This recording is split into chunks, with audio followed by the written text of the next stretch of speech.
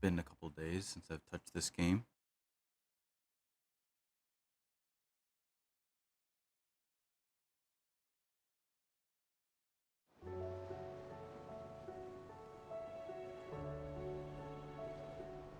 Alright, so we have like a million side quests to do.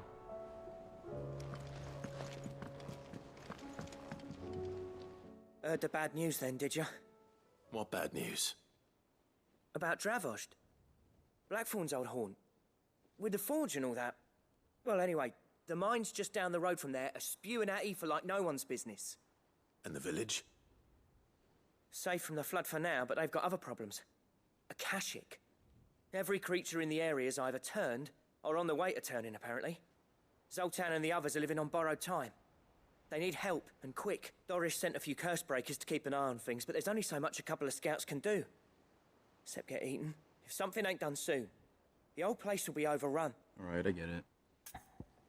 Alright. I won't let that happen. Didn't think you would. Does Blackthorn know?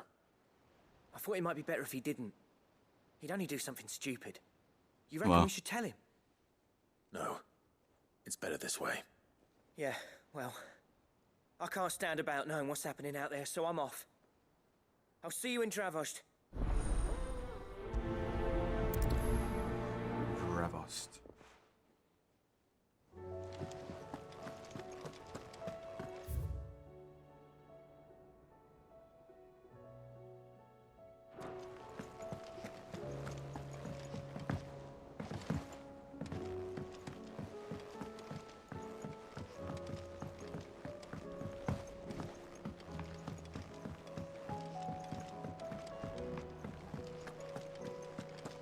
Don't tell me.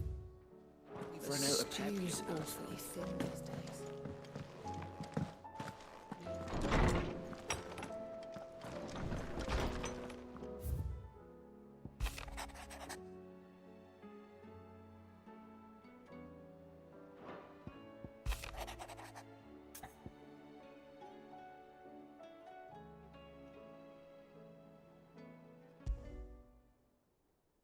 There's no way of knowing if Doris will confide in me. But I can speak to her at least. I was like, who the fuck is Doris? And I remembered we did a quest for her once.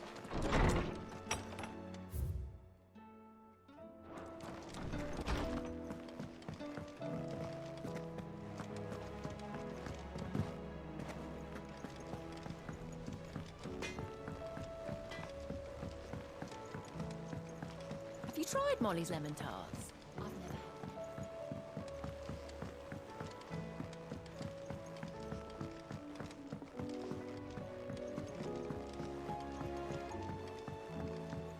Canva lost. It can't be true. Miss, can we read Miss Editor's story for our lessons?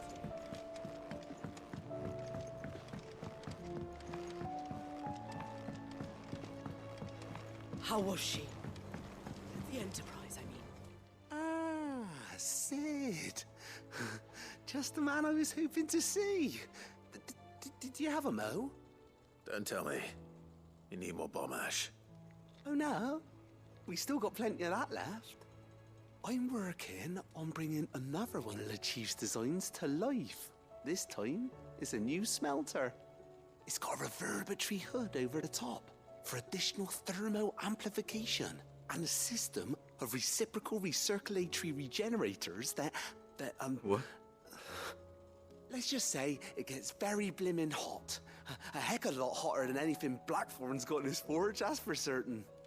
Only mithril engines get hotter, and you can't chuck ore in one of them and get metal out the other end. Trouble is, we won't be able to make it out of any old rubbish neither. We need the good stuff. And I hear you once helped Helena get her hands on exactly that. Any chance you could help me too? If it's for the good of the hideaway, I'd be happy to. Oh, it is. I promise you.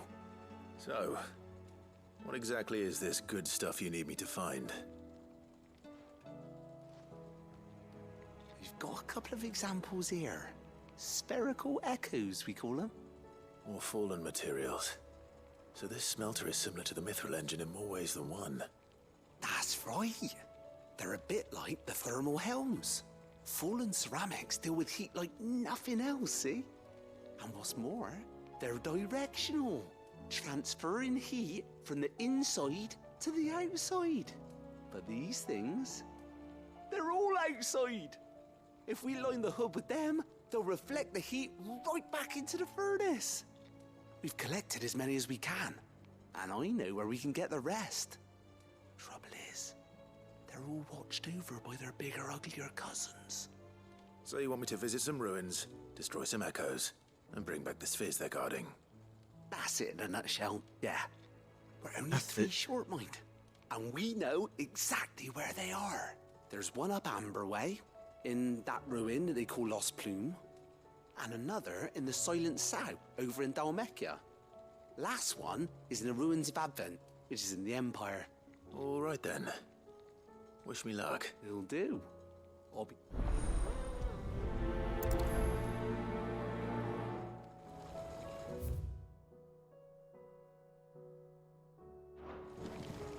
With Canva in the hands of AKASHIC,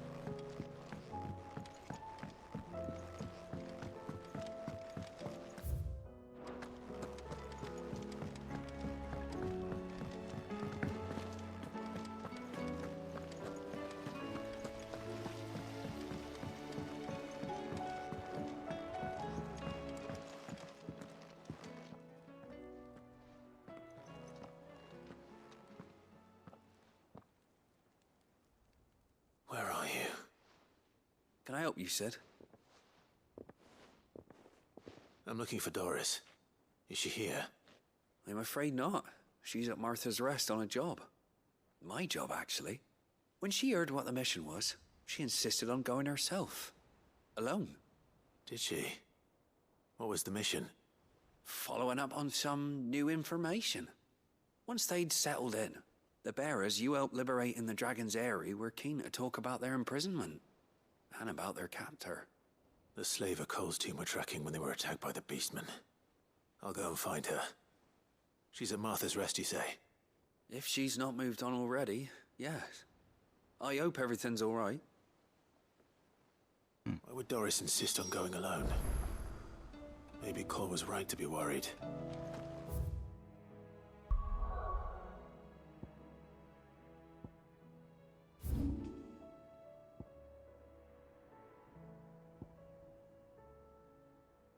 We'll go here last.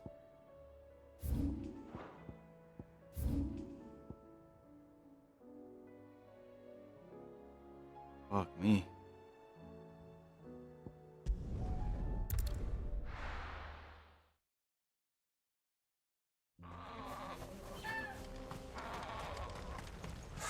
So Dravost is still standing. For now, at least. If you can swing a hammer.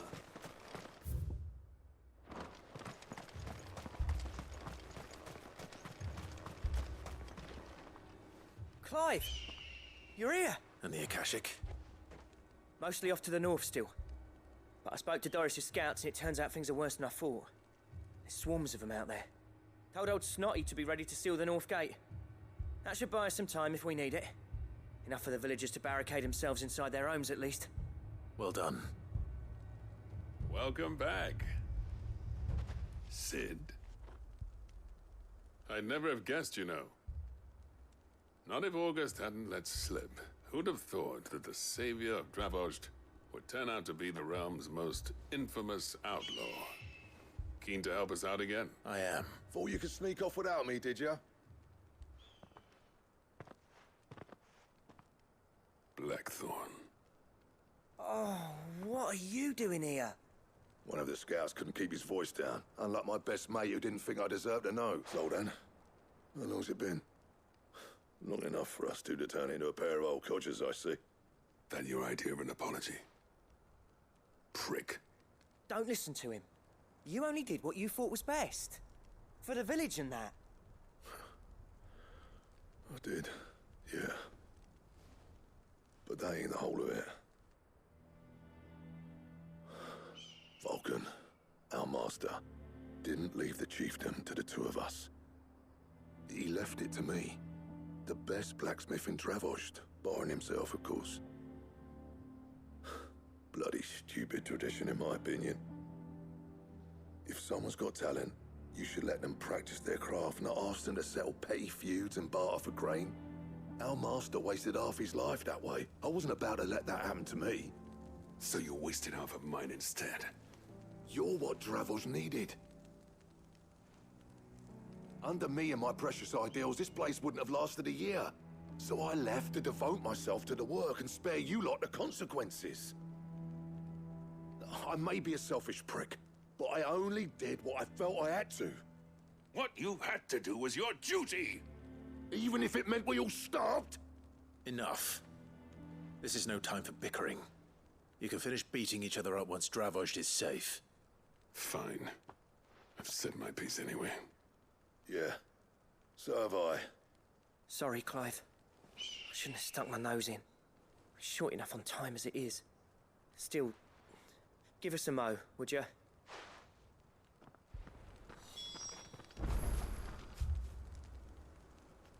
Prick or not, I won't abandon Dravost to a swarm of... You, ready for the off, then? We can't afford to waste any more time. Right you are. Might be worth having one last word with the scouts, though. Don't want any nasty surprises, do we? Oh, and Blackthorn, you and Zoltan might be better off staying inside the... Akashic on the move. Oh. How close are they? Within sight of the walls. And there are more coming up from the mines. What was I saying about nasty surprises? They'll wash right over us if we stay out in the open. We're pulling back behind the gates. Good idea. Get yourselves inside, but keep your weapons handy. Understood.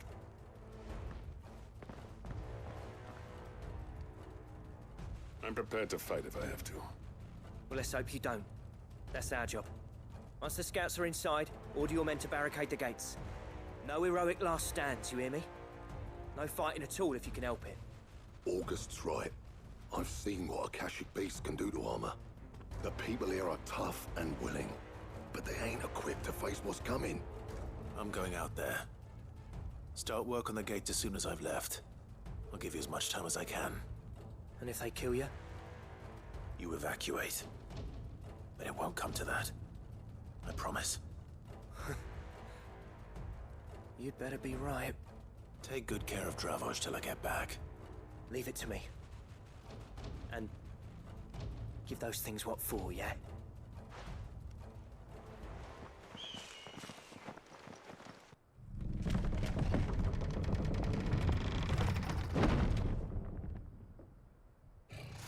Ew.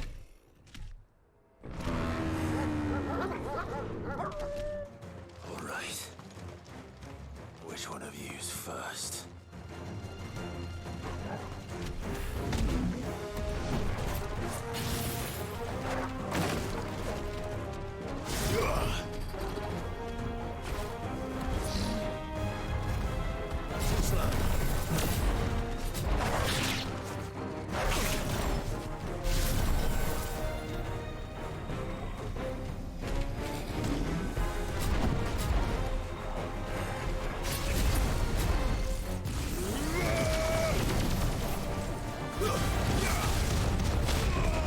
Oh shit.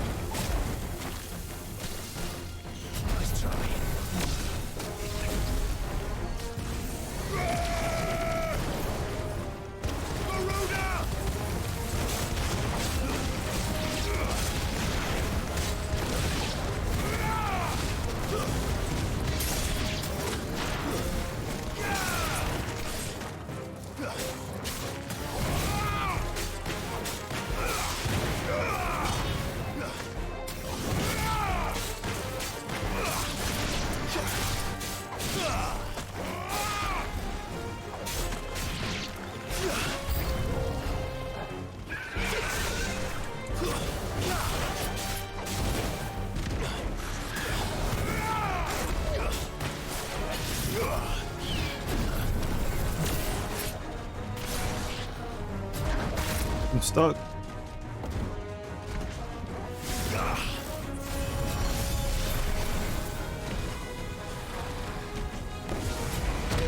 Ah.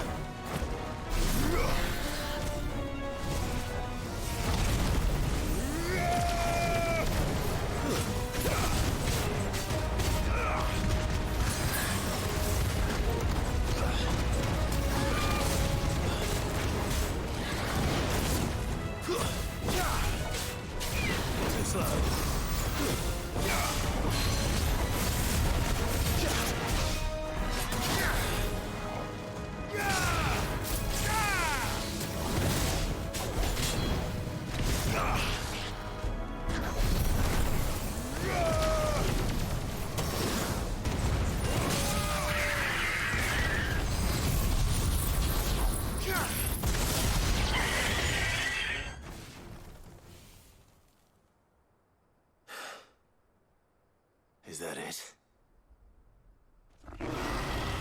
Oh god. Apparently not. What is that? A manticore chimera?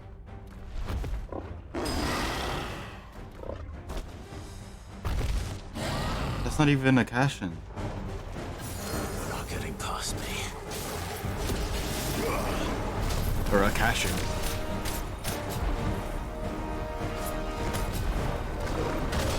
Ah.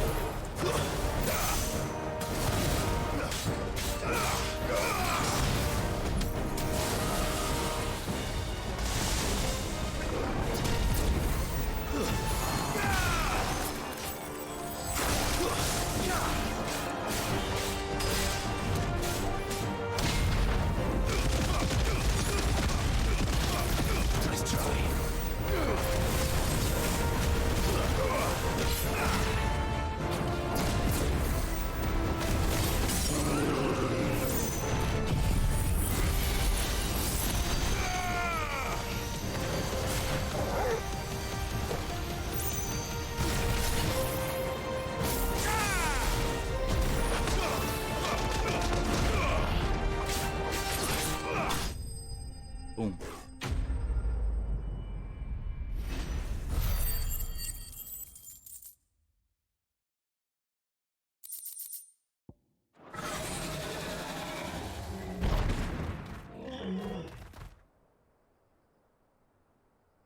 Now, the question is, did I miss any?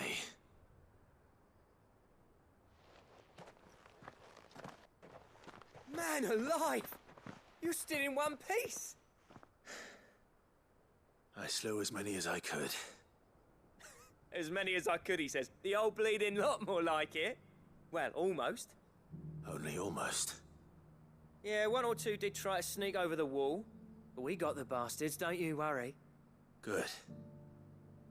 Though you do know, more will come in time. In time, yeah. But we can think about them later. Let's get you back inside.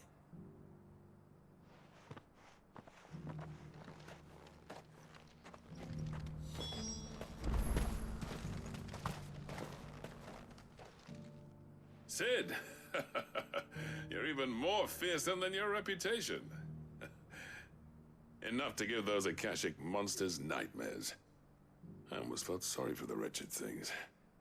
But mostly, I felt grateful. Dravoged won't forget what you did today.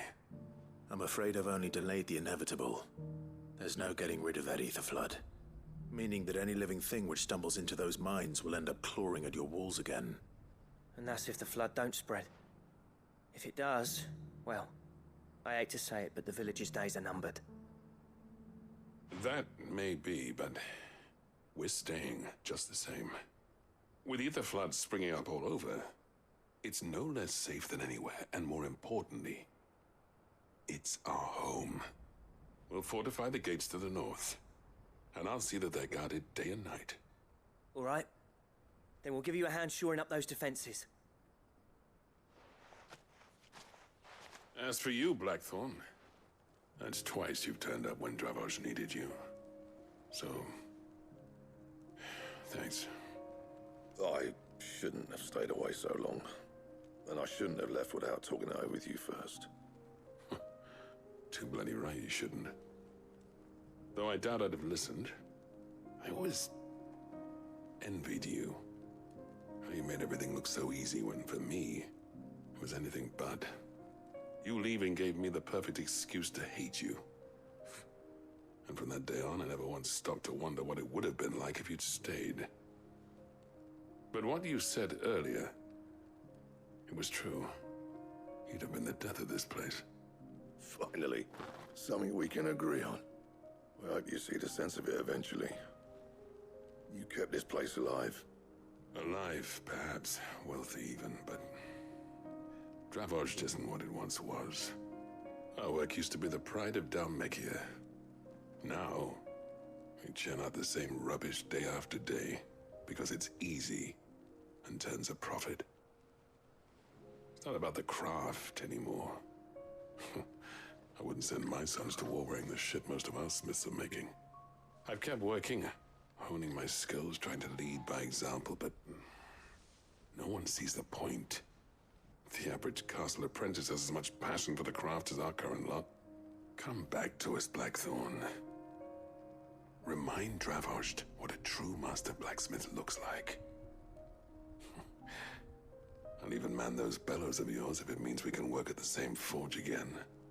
That's a kind offer. Kinder than I deserve.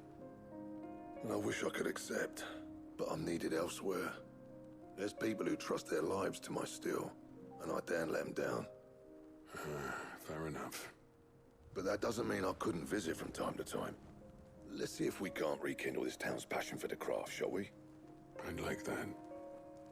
Just be sure to tell Snotty to let me in the next time I come calling, yeah? Knowing him, he'd let you in anyway. Blackthorn. The Master Smith turned outlaw, back in my good graces. I never thought I'd see the day.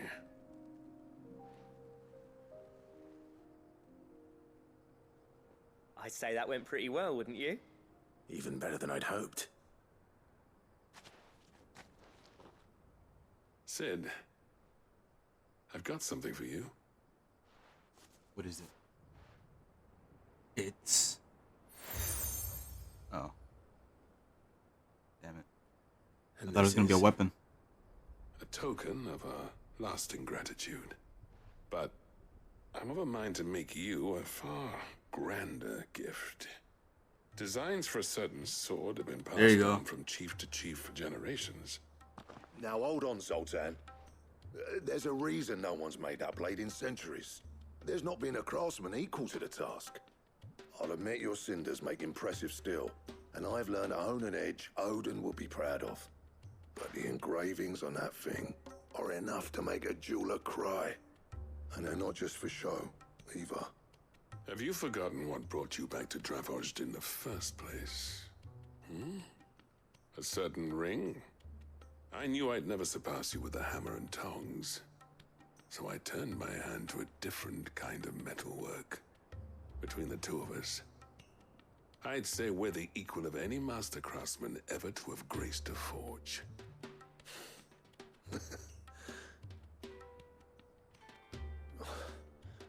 You know what? I think you might be right. Clive, you wouldn't mind if Zoltan came back to the hideaway, would you? He's more than welcome. As long as he can keep our secret. Right. Zoltan, get your tools. We've got a legend to forge.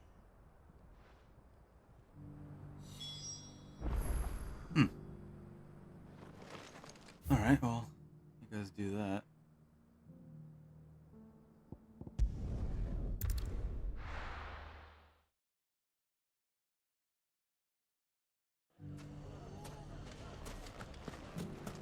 Take that, you naughty thing! Clive! I just wanted to see how the town's been faring since you brought everyone together. Since we brought everyone together, all is absolutely wonderful. Conrad and Natalie's hands remain safely away from each other's throats and firmly at the helm. Our stores are full, and the bandits still too disorganized to raid them, just as the good Lady Jane and Lord Underhill intended. Are you a lord? Lubor's going to be one too. They're going to make him the Lord of Dalamil, because of how he stopped all the grown-ups from fighting. It's the mayor of Dalamil, dear child. But if the people wish me to lead them, I shall. And my first act will be to build a school so that menaces like you two learn not to interrupt your elders. Speaking of menaces, there may be a rather worrying one just over the horizon. May there indeed. I'm afraid the example Conrad and Natalie set in putting aside their differences and presenting a united front, and they might have elected to take a similar approach. They have formed what one could call a League of Outlaws, and they grow more organized by the day. We'll fight them all off just like last time, won't we, Lubor? Of course we will. If we continue to work together, we can overcome any challenge we choose to face. The longer we avoid facing this one, the more difficult it will be. Until the only way to overcome it might be to run for the hills. Our best hope is to nip these efforts at organization in the bud by finding those ne'er-do-wells who have yet to join the cause and ensuring that they never do. Perhaps a certain Lord Underhill might be willing to lend us his aid? How could I refuse? Thank you, my lord. Victor will fill you in on the particulars. I have him stationed by the desert gate. I'll go and speak with him.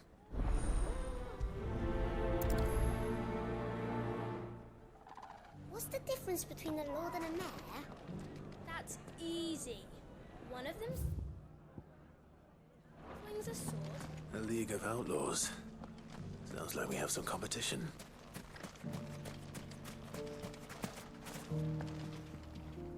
Still in Dalamil, Victor?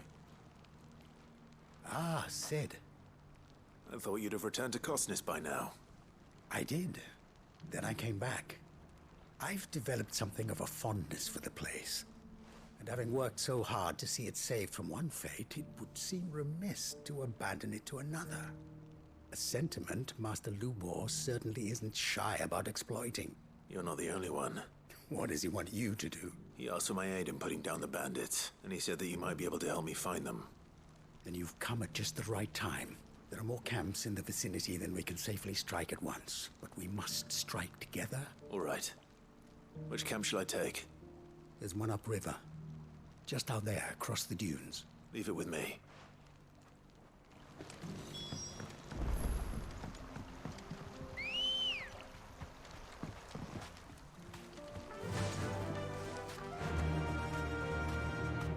Run like the wind.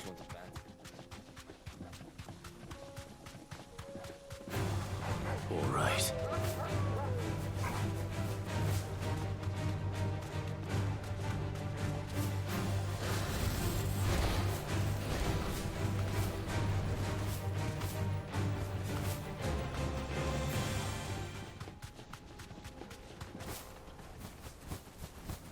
That must be the camp Victor mentioned.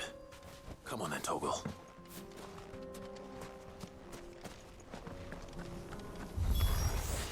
That's him! The one who killed Locke and Fingers! Take his head off!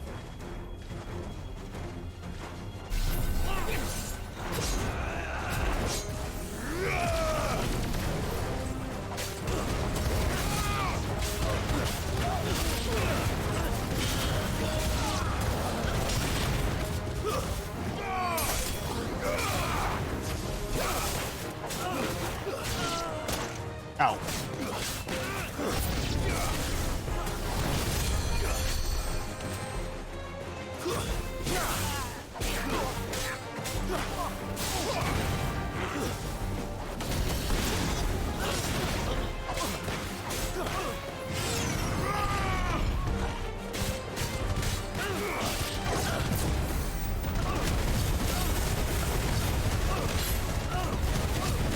Nice Charlie.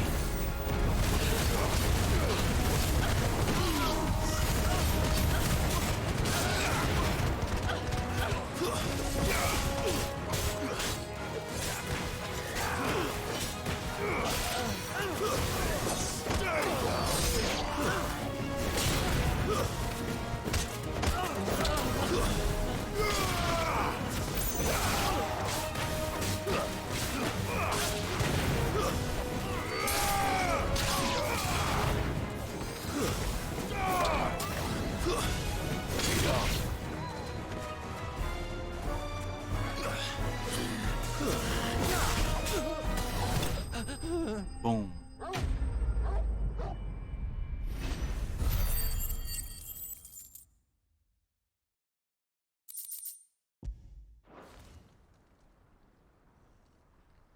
I'd better let Victor know. Sid, where are you? I'm right here. Ah, I see the bandits didn't pose you any trouble. No, but that's not why you're here, is it? No. Something's happened. What is it? The whole town's in uproar. They're saying that Lubor is a bearer. What? Seems that one of our parties wasn't as thorough as they should have been. They let one of the bandits escape, and his escape route took him right through Dalimil. Some of the children spotted him, and he was about to silence them. And when Lubor felled him with a bolt of magic, and without a crystal. But that's not possible. It is, if he's a bearer and has been hiding it all these years, which is what people are saying. If he has, well, I wouldn't blame him. No man is branded by choice. Still, all those people see is a man who's lied to them all his life. One who was made a leader of himself when the world believed he should have been a slave. Fuck. I don't know where we go from here, but I know one thing. Lubor needs all the friends he can get right now. You're right.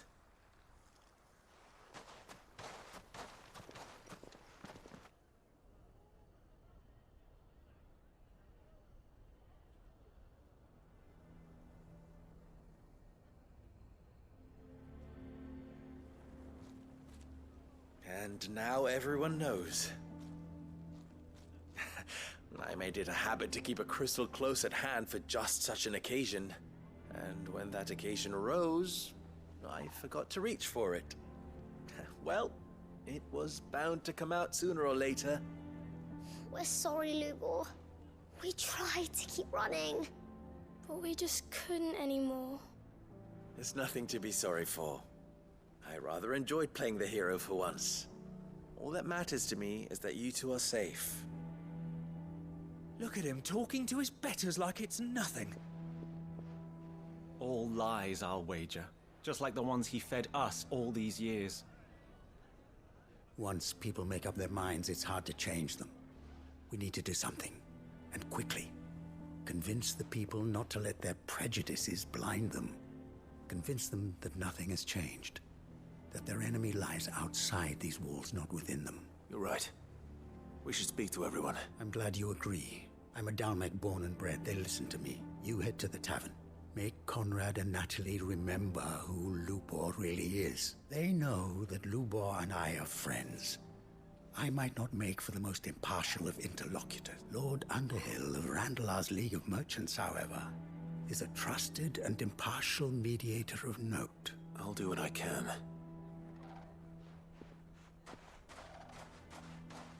Lubor, stay here with the children. I can't promise anything, but we'll try. And that is all I can ask of you.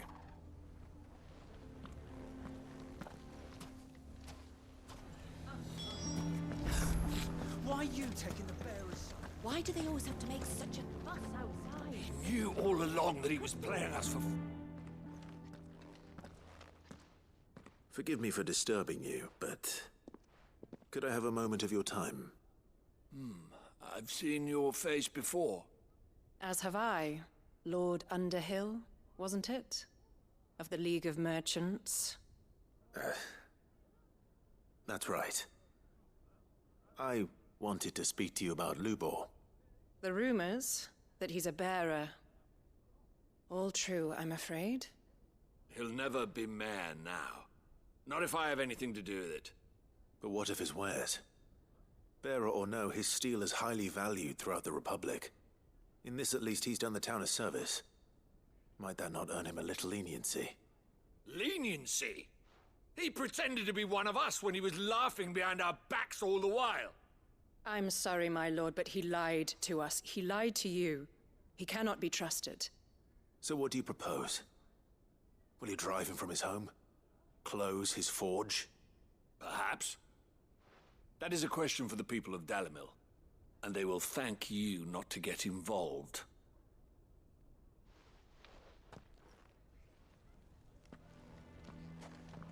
Damn. The townsfolk have made their minds up. There was nothing I could do. Nor I. Conrad and Natalie refused to consider anything but their own wounded pride. You never know. Once their anger is cooled, they might see things differently. For now, we should report back to Lubor. All right.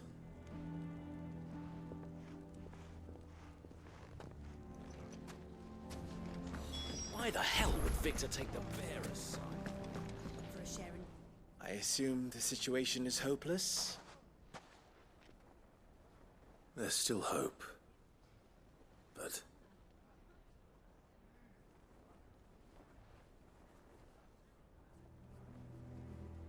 But perhaps not in this lifetime, I think it's fair to say.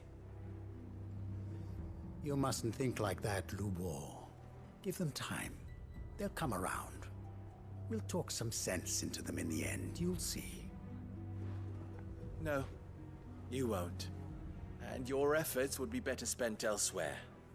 But Lubor... Rosina would often tell me that steel does not lie, that a blade is a reflection of the smith who forged it. To yourself be true, that was Her name is Lubor. rather an ironic one when you consider that her life was taken with a blade of her own making. But I do not doubt that she was always true to herself and what she believed in, right to the end. And so must I be. I must do what I know to be right, no matter what others might think of me. And now, I know what that is. I must embrace my new role of villain so that the people of Dalimil have something to unite against. For only united can they hope to stand against the threat that awaits them. I'll need to make a suitably dramatic exit, of course. Don't go, Lubor. You're the only one who was ever kind to us. We'll be all alone. Again. Trust me, little ones. It is for the best that I go. Not only for the town, but for you, too. How could it possibly be for the best? These children need you. The least you can do is give the townspeople a chance to change their minds. I would not take it, Victor. It's over. Over, you say? And so just like that, you're going to throw this town and these children to the wolves? I thought you were better than this. But it seems you had me fooled as well. Victor. Forget it. Do what you will. You sure you're making the right choice, Lubor? Of those available to me, I believe it's the best one. Yes. Ah, but where are my manners? Here. A reward for clearing out that bandit camp. Right then. I have packing to do. If there's anything I can do. Anything. I'll bear it in mind. Thank you.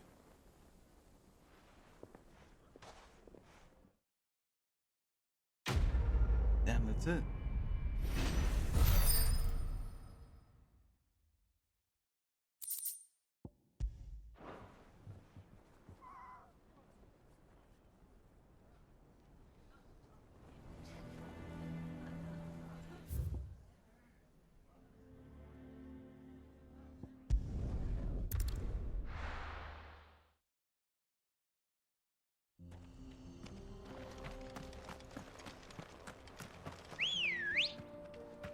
Come on.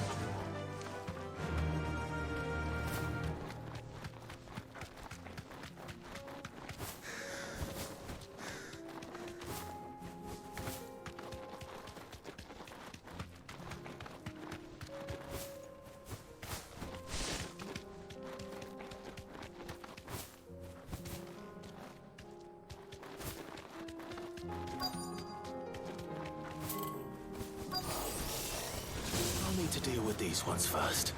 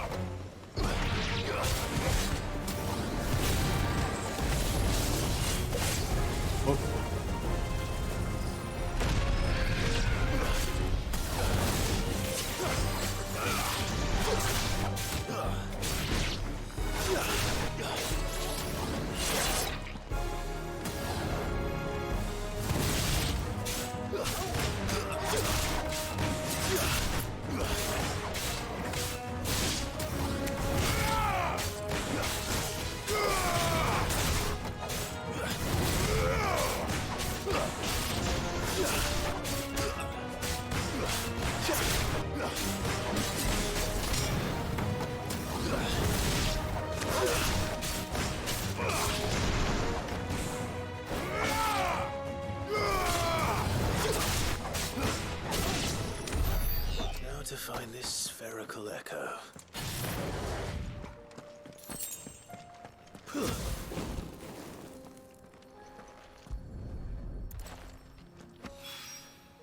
This is it. Right then. Just two more to find.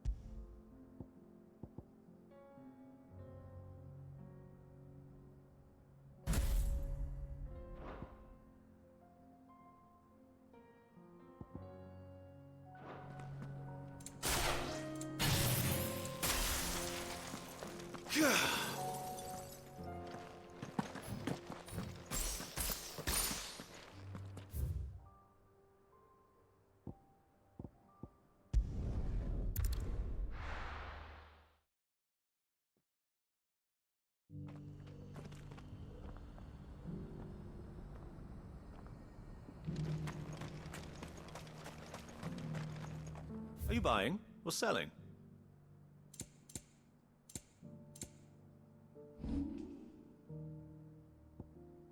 Go safely.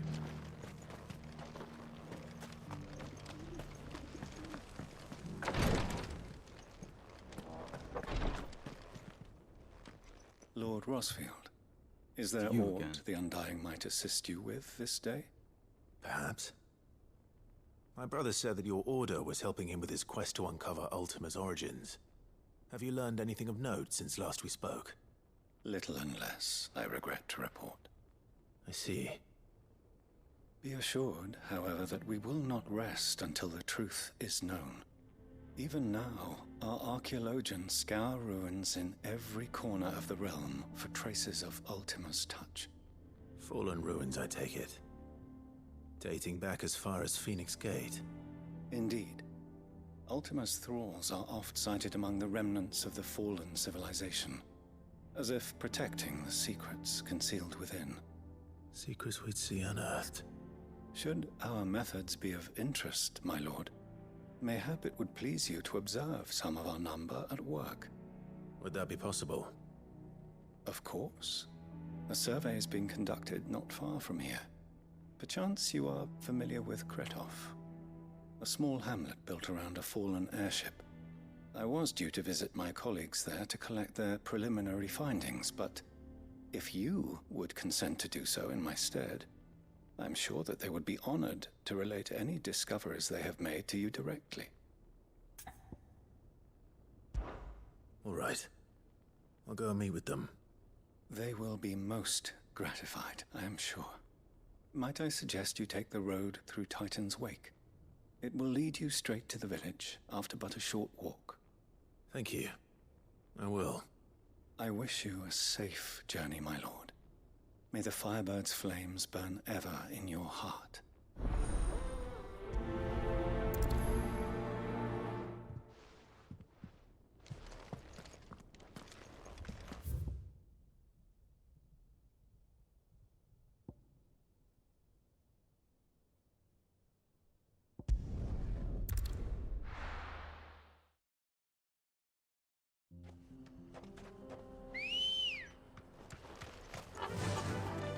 Fly, Ambrosia.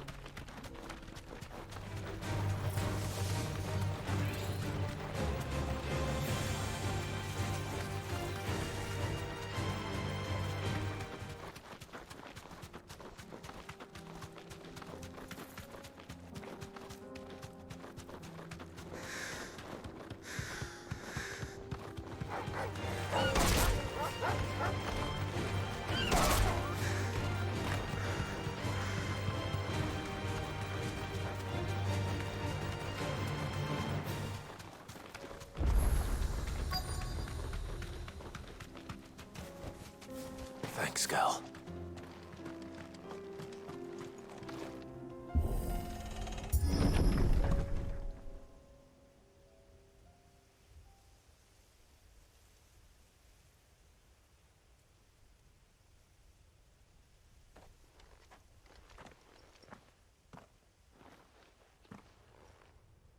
Oh no.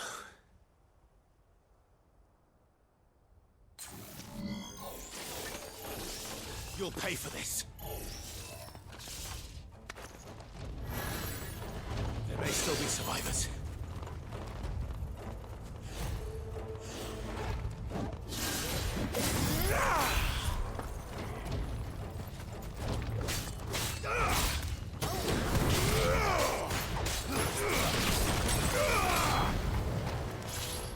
Yeah!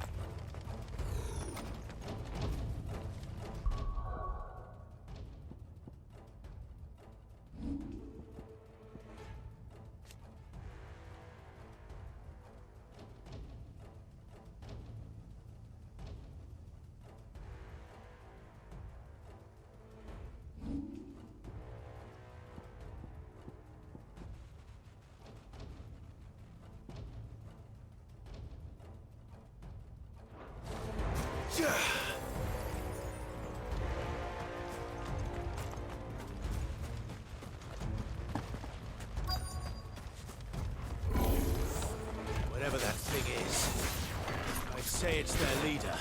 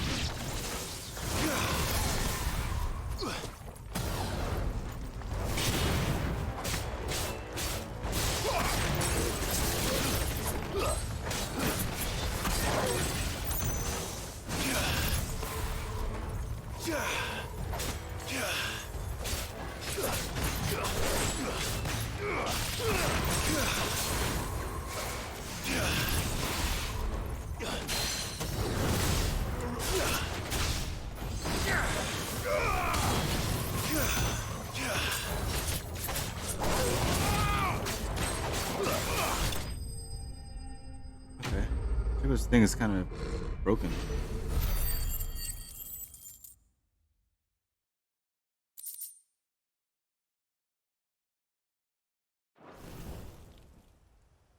Should have stayed in the past. These must be Cyril's colleagues. You have our thanks, stranger. Who are you? Ah, forgive me, my lord.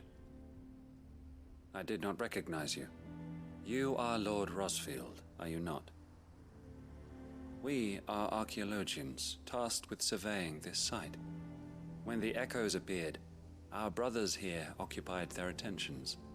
Thanks to them, and to you, we were, for a mercy, able to see our duty to its conclusion. You call that a mercy? Your brothers might still be alive if you put their safety before your duty. Surely this survey wasn't worth dying for. We are charged with uncovering Ultima's origins. A duty of the highest import, as I'm sure you will agree. And you think your dead brothers would agree with you too? I know they would. They gave their lives for the cause, an honor to which all Undying aspire. Now, to what do we owe the honor of your presence, Lord Marquis? Cyril told me of your work here, and I agreed to collect your findings in his stead. I see. That is most kind. Pray, take them then, with our humble thanks. May the Firebird's flame burn ever in your heart, as it does in ours.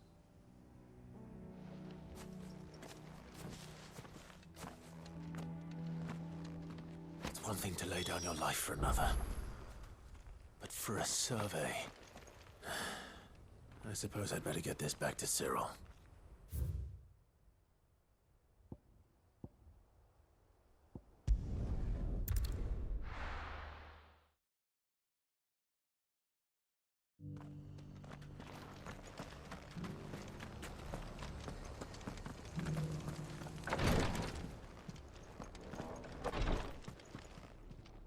Ah, you are returned, my lord. I collected your colleagues' preliminary findings here.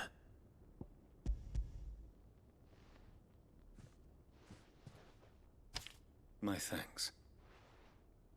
I shall study them and inform you forthwith if I discover aught that might aid you in your fight against Ultima. Cyril, Your survey party suffered several losses in Kretov. Losses which could have been avoided, had the others not chosen to complete their work, instead of saving their friends. Were these your orders? No. This was their choice.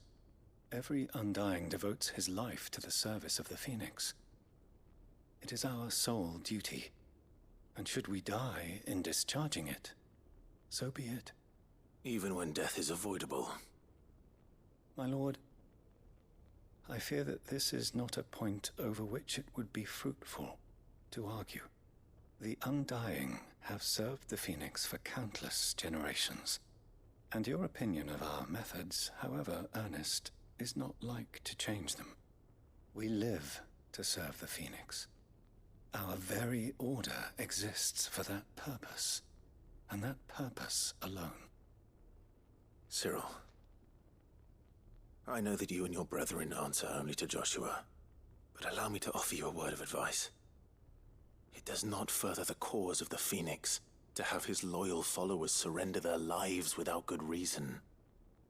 Provide your survey parties with an escort, that they might live to do their duty for years to come. Think not only of how you can serve the Phoenix, but how Joshua would want you to serve him. Please. For all our sakes. I thank you for your advice, my lord. If you will permit me to respond, our faith in his grace, Joshua Rossfield, is absolute. And we of the Undying will do what we believe is right to fulfill our duty unto him. As first shield to the Phoenix, I am sure you understand what it means to do one's duty. I do. Then we are of the same mind. And it is my hope that we may continue to do our duty together.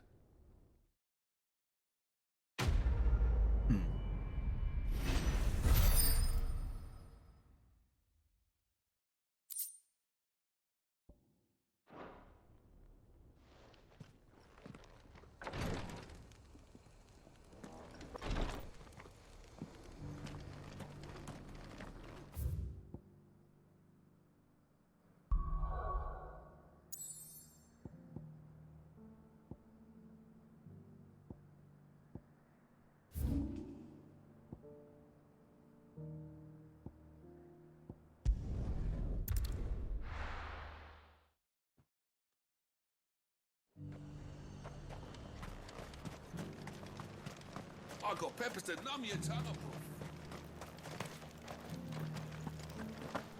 There were ghosts at the gates not days ago.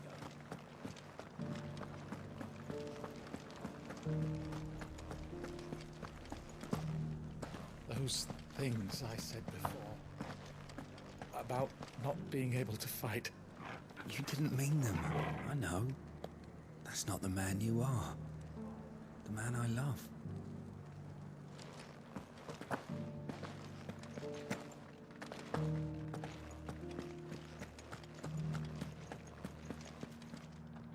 Oh, Clive. What am I to do? My wards and I may soon be without a home. What's happened?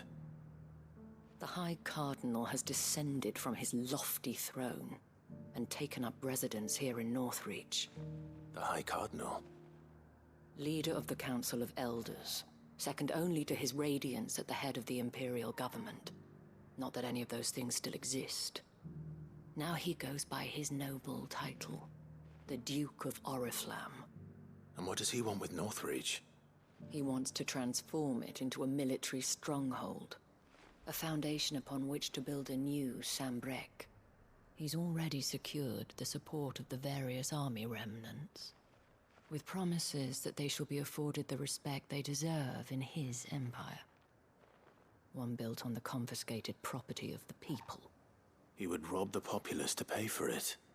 Believe me, I have used every means of persuasion to discourage him from this folly. But for whatever reason, he will not listen to me. What does Captain Philippe make of this? When the town was under attack, it was him the soldiers rallied around. Couldn't he use that influence again? How? By speaking out against one of the most powerful men in Sambrec. A man whose stated aim is to revive the empire Philippe's comrades swore to serve, and to improve the soldiers' lot within it. The captain can offer them a regular supply of gruel, and an occasional trip to the Vale to help them forget the terrors they face each day. The Duke offers them a vision of strength and safety. No. Any attempt to incite mutiny would cost Philippe the support of his men, if it did not cost him his life. But given the mood around town, mutiny may yet be unavoidable. The people have little appetite for further deprivation, least of all when it serves only to elevate others. And who could blame them? Clive, would you appeal to the Duke on my behalf? For your services to Northreach, you have the respect of the soldiers, and they will take you to His Eminence if you ask them. And unlike Philippe, no bonds of loyalty prevent you from speaking your mind to the man. Well, will you try? You could hardly fare any worse than I did. I'll see what I can do. Thank you, Clive. Tell me then, where will I find this Duke of Oriflamme? In the garrison? Overseeing the troops, yes. All right.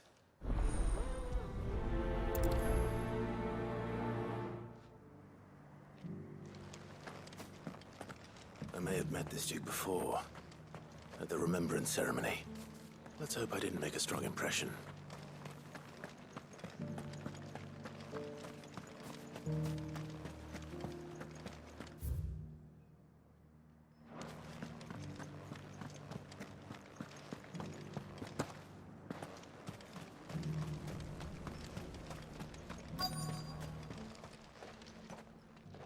Halt! Oh, sorry about that. You're the dame's man, aren't you? You got some business with the captain? No, actually. With the Duke. I was hoping I might be able to speak with him.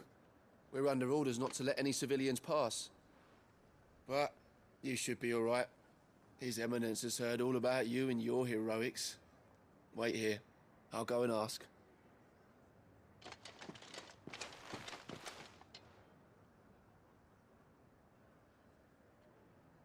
So, you are the sellsword who lent his aid to the garrison.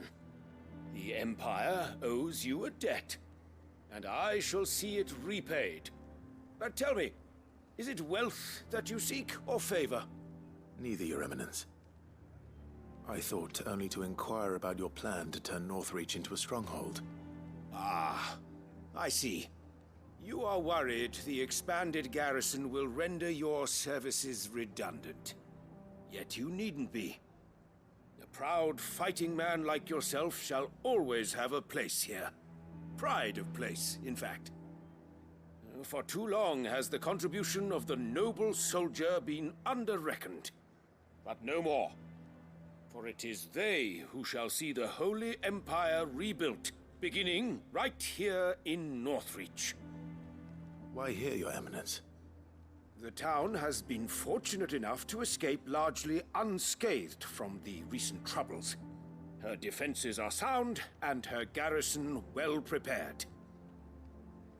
Which is more than can be said for Oriflamme or Twinside. The Empire wants for a capital, and I believe Northreach to be the perfect place. With Caer Norvent as her citadel. Once we have seen to the refortification of both the town and the castle, we need only build a wall around both to create a city that would be the envy of the twins. Plans are already underway for the construction. Soon enough, these thralls shall learn that they are no match for the might of Sanbreque. I fear you underestimate how dangerous these creatures are, Your Eminence. Should they return in force, you will need all the people of Northreach to come together in defense of the town. Something they may be loath to do if they've been deprived of their worldly goods. The people will do as their leaders command. If Sanbreque is to be rebuilt, she will require a functioning government. One whose authority is beyond question. That is why this levy is necessary. So that any man who wishes to join the army might do so and be fed, outfitted, and paid as befits a defender of the Empire. And yet there are those who persist in peddling the treasonous lie that I seek to steal from the people and drive them from their homes. I suspect they're afraid of losing what little they have left. Precisely. Uh-oh. The common folk have little and less, and you mean to deprive them of even that. You would sow the seeds of your new empire in your own salted earth. Sabine, we have discussed this. Yes, and I told you then how putting the empire before her citizens would lead only to revolt. Without an empire, there are no citizens. And in yours, there will be only beggars. Is that what Griga wills for her people? Do not take her name in vain, Sabine.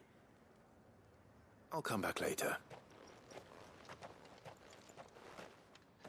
The citizens revolt. I wonder what the people really think of the Duke's plan.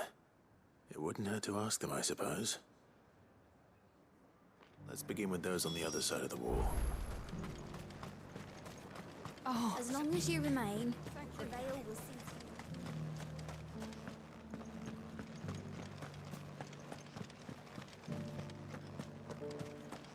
to you. You needn't fret. The creatures.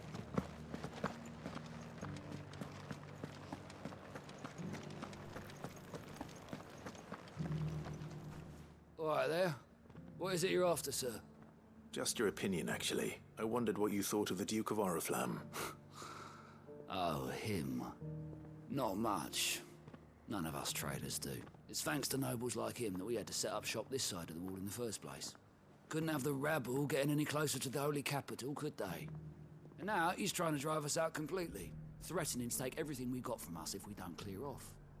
If the dame said she wanted him run out of town, I'd be straight through that checkpoint, tar bucket in hand. Damn. I got peppers to numb your tongue up on fire. I've been hearing a lot of talk about a certain Duke. Nothing good, I'll wager. Going around acting like he owns the place. And with hardly a word to the dame. This is her town, not his. I take it you'd rather she was in charge. As far as I'm concerned, she still is. Just need his eminence to sod off back to Oriflamme.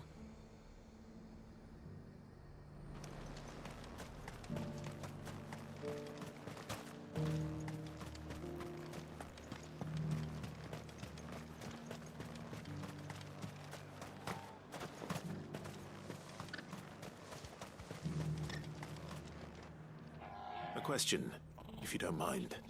What do you think of the Duke of Oriflamme? Don't get me started. You build a life for yourself somewhere, only for some noble to turn up and tell you you've got to hand it all over to him. If he thinks his name and his chains give him the right to empty our purses, he's in for a rude awakening. We'll do whatever it takes to keep what's ours. Whatever it takes. Well, the people seem united enough. What about the soldiers?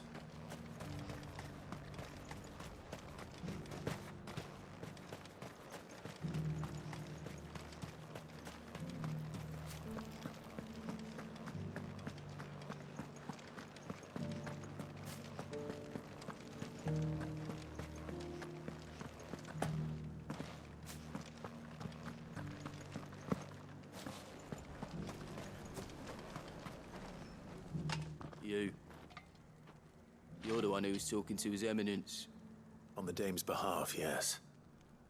I was trying to persuade him not to take the people's goodwill for granted, but it seems my words fell on deaf ears. What do you think of his plans? I'm a soldier, mate. He tells me what to do, not the other way round. Listen, I've got nothing but respect for the dame. but I've got a family to look after. That's where my loyalties lie, not with the town or the Empire, but with my wife and children. If the Duke can get us cement and the equipment we need to fight off those blue-skinned bastards, I don't care how he does it. Fair enough, dude. I left everything. As long as you remain, the Veil will see to you. I hear the Duke of Oriflamme plans to turn this town into some sort of fortress. Do you think that's a good idea? It's not for me to say. All I know is that unless the Emperor orders me otherwise, His Eminence's word is law. Look, no one likes all these taxes and tariffs, but empires don't come for free. Once Sanbreque is back on her feet, we'll all reap the benefits.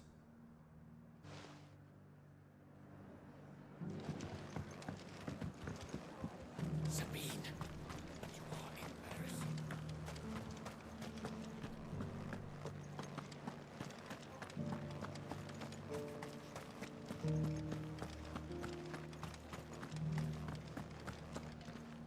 Excuse me, do you have a moment? I wondered if you'd mind sharing your thoughts on the Duke of Oriflamme. Well, he's made a lot of enemies coming in the way he did. I mean, look around us. You can see the state the realm's in. The traders might not like having the screws put on them, but if they volunteered a few more of their hard-earned gil before things got bad, maybe they wouldn't have to. I think the Duke's got a point when he says rebuilding the Empire's the best way of making sure we're all protected. And if that means people who don't know one end of a sword from another have to make way for those who do, well, that's just how it goes. Let's see what Philippe makes of all this.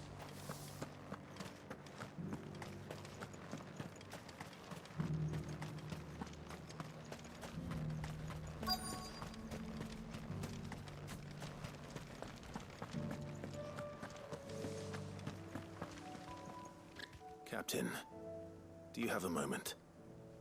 For you? Certainly. Clive, wasn't it? Thank you for last time.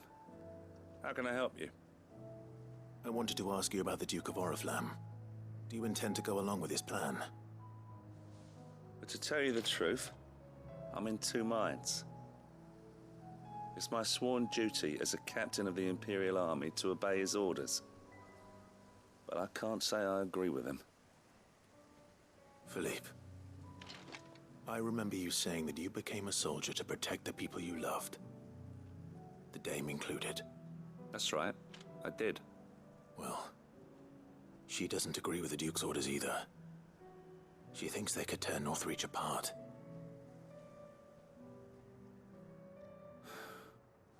And she's probably right. Thank you, Clive. I know what I need to do now. Protecting the people I love is what matters. Doesn't matter how. Well, duty calls, so I better go. Thanks again. We're gonna do kill the fucking Duke. It seems Philippe wants to do the right thing at least. I expect Isabel will be pleased to hear that, if nothing else.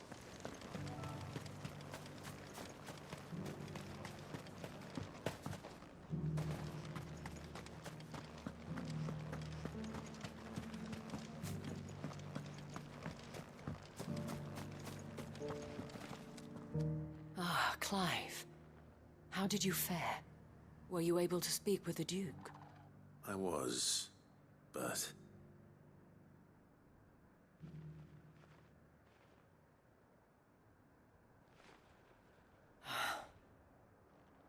So Northreach is to be a fortress after all. Well, it will certainly help to hold back the thralls. There's no denying that. Though I doubt it will come as much consolation to the townspeople whose worldly goods are confiscated to pay for it. They deserve to be heard, Clive. To have a say in this new empire the Duke means to build. Sadly, His Eminence values their obedience more than their opinions, and hopes to reassert the authority of the state. I fear he sees the people as mere pawns on his chessboard to be sacrificed for the greater good. Needless to say, they themselves are of a different opinion, and would rather their destinies were in your hands. The soldiers, meanwhile, are content to follow their orders. And not just because of the Duke's rank, but because of his vision. I thought as much. Had I sworn to protect Sambrek, I dare say I too would want nothing more than to see it rise from the ashes. Thank you for trying. But the battle is lost. I don't know about that. What happened to your uniform? I handed it in, along with my resignation. Told the lads I wished them well, but that I owe it to those I love to call it a day. But why? Because I realize what really matters to me. Not following some nobleman's orders for the sake of it, but protecting what I care about. Protecting Northreach. I honestly don't know when those monsters will return, but I'm certain they're not finished with us yet. And when they do come back, we need to be ready for them. We need to stand together, all of us. And with you to lead us, milady, I reckon we can do it. It was you who finally convinced me, Clive. There's no point following orders if they go against everything you believe. Indeed. All of us, standing together. That has always been Northreach's best hope, and one which still lies within our grasp. We have only to turn our attentions to the true enemy. Thank you, Philippe, for showing me what I must do. Anything for you, milady. Speaking of standing together, would you mind if I borrowed a few of the lads from the Vale to help keep watch around the town?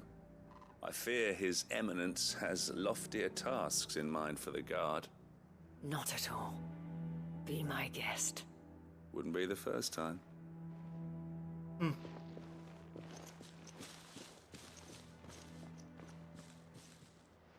There may be hope for Northreach yet. Especially with men like you and Philippe to champion our cause.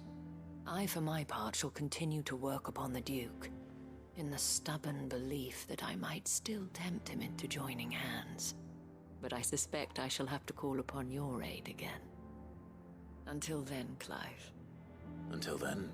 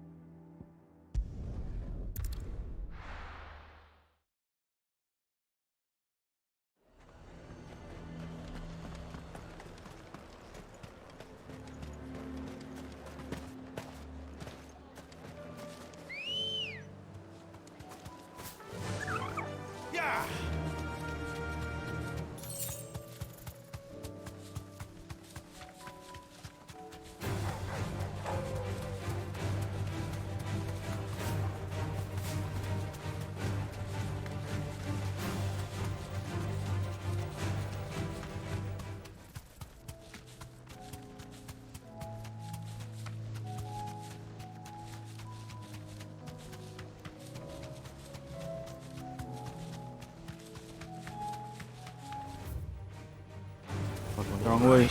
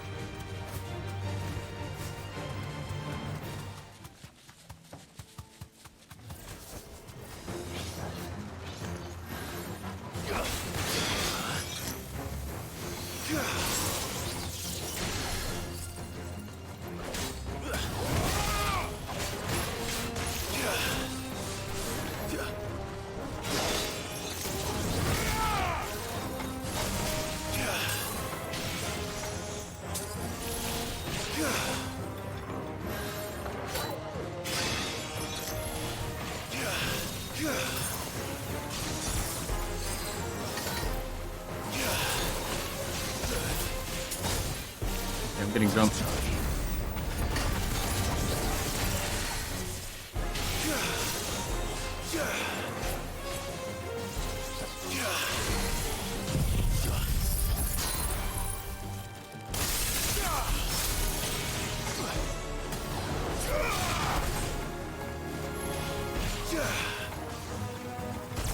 Ow.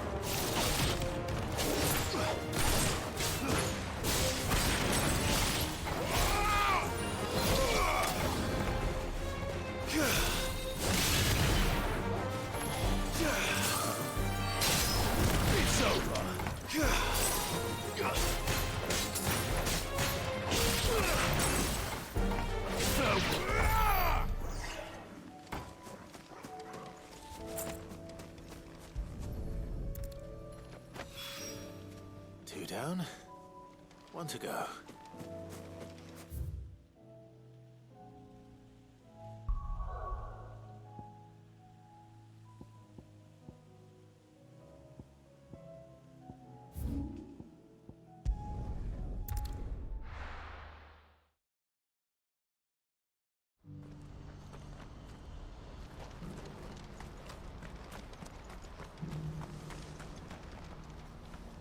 Ah, Clive. You'll be pleased to know that the negotiations are progressing well. That is good news. Yes. Our comrade in Randala has just sent word that the contract should be signed very soon. But I still have much and more to prepare. It's a huge undertaking moving this many bearers at once. You couldn't do me a quick favor, could you? What is it this time? More wild beasts? Nothing like that. I just need you to go over to the caravans and ask El how long we have until the bearers arrive. Find out exactly how much faster I need to get all these supplies moved. All right. I'll go and ask. Thanks, Clive. I owe you one.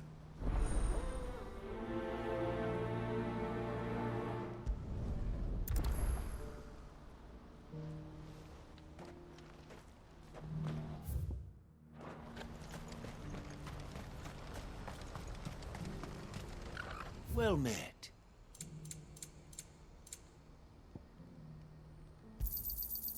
Many thanks. You've a discerning eye. Many thanks.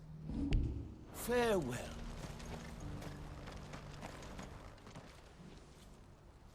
Don't blame yourself, El. This is their fault, not yours. I know, but... No buts about it, all right?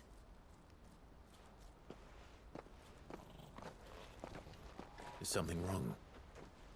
Vonnie came to give me a message from our intermediary.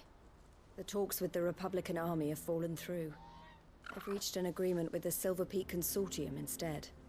Though prices have fallen of late, we deliberately offered above the going rate to try and deter other bidders. But the Consortium offered double what we did, and the army jumped at the chance.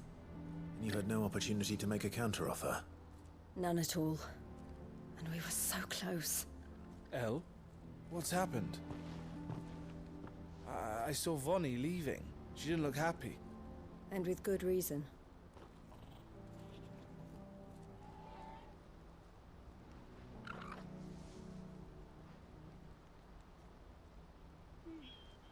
But I thought we were the only ones the Fist were speaking to about the bearers. How did the Consortium even find out about this? It's not so surprising. They have ears all over the Republic.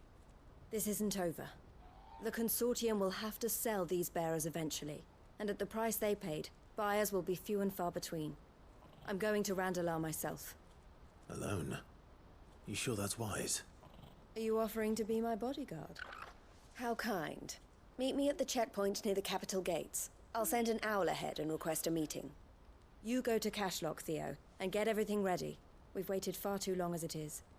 Even if I fail to free these bearers, there will be others. Someone needs to prepare the place and keep any prowling beasts at bay.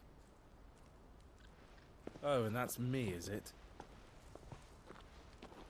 Well, it looks like I'm following orders till she gets back from meeting the Silver Peak Consortium, who've been doing their best to undermine our scheme. She'll never join them after this, surely. No, she said it herself. She still has plans for Cashlock, even if this one falls through. She means to stay with us, then. I can't say I'm not happy to hear it, but... is this what she really wants? You have to trust her. You're right. It's what she wants now. And if Elle's off fighting for the cause, I should do my part too. So I bid you farewell and safe travels, my friend.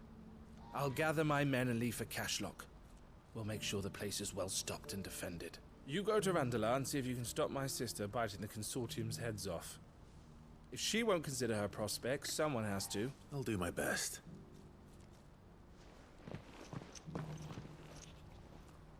All right. To Randalar, then. Better not keep Eloise waiting.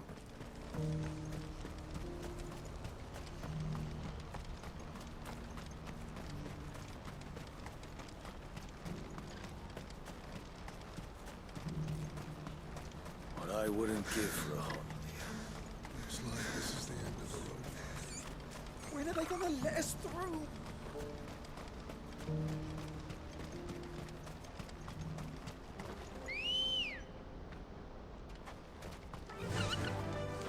Run like the wind.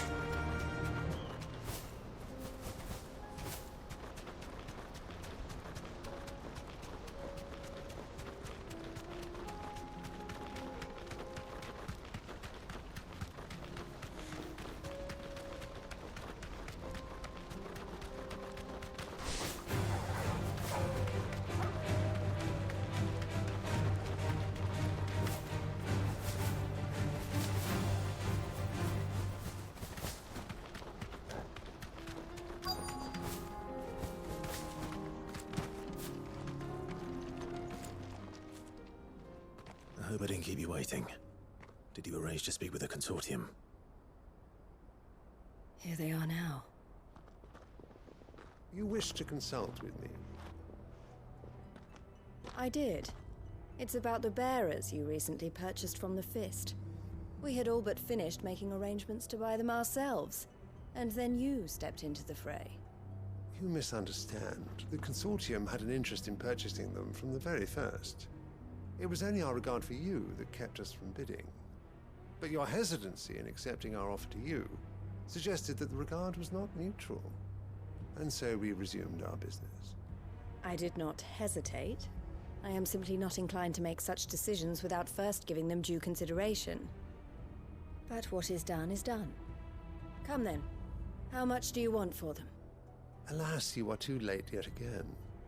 We rarely take on such unconventional merchandise without a purchaser in mind. The bearers belong to him now. Who is your buyer?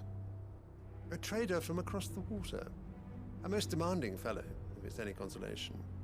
He insisted the bearers be fed, dressed, even given their own bunks for the voyage over. That's what you get when you deal with continental types. I wouldn't know. Oh yes, the culture on the continent is quite different to ours. They pay good money for bearers not fit for the knacker's yard, and treat them like kings. But as long as they pay... That does sound unusual. No matter then. If they've already left our shores, there's little that can be done. Allow me to withdraw my interest. And with it, my interest in joining your organization. My associates will be sorry to hear that.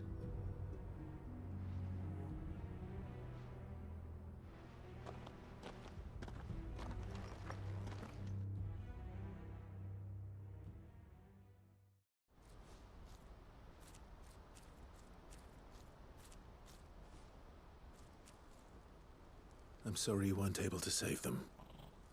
As am I. But I only have myself to blame. He was right, you see. The Silver Peak Consortium did intend to buy those bearers before I did. Their representative hinted at a possible purchase when he came to recruit me. I feigned interest in joining them in the hope he might be encouraged to tell me more. And he did just that. As soon as he left, I sent my own offer to Randalar. So you never... No. I entertained the Consortium's proposal solely so I could learn more about those bearers. But I was a fool to think they wouldn't find out. I knew exactly who I was dealing with. You tried. I did. And if what he said was true, the bearers are to be well treated. Which is something, at least. But they deserved more. I wanted so badly to see them freed. Eloise! Eloise! Word from Cashlock. The village is under attack. A pack of beasts have come down from the mountains, and there's a dragon at its head. Theo and the others are trying to hold them off as best they can, but the odds are against them. They need help, and fast. Theo! I'll go on ahead. Thank you, Clive. I'll gather some men and join you there.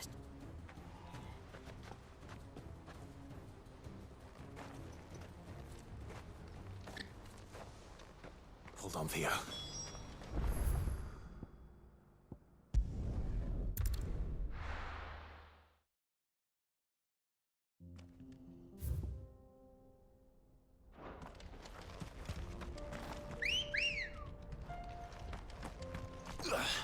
Good girl. Yeah!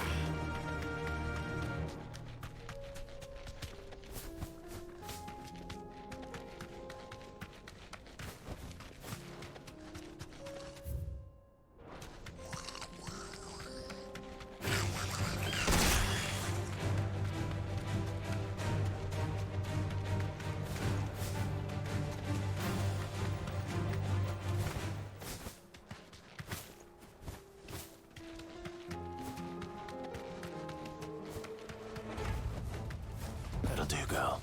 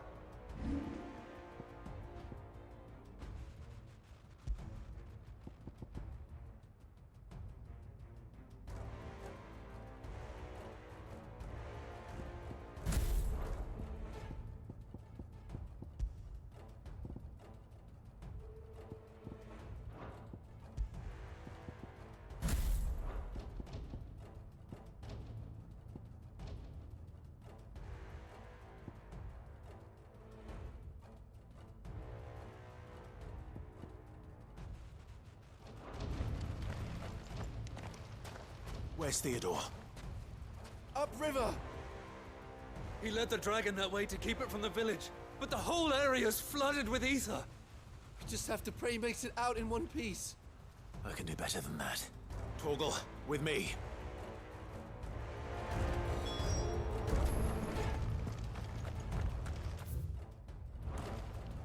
Ambrosia won't help me here.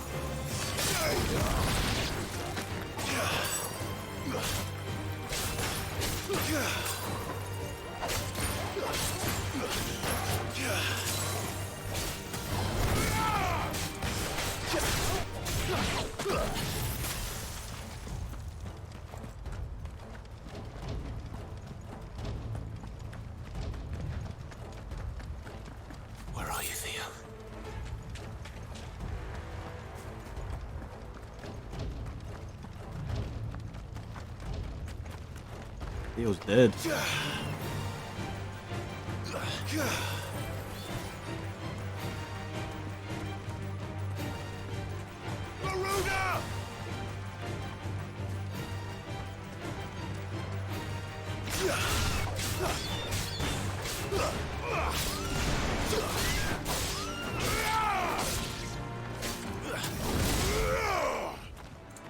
All right.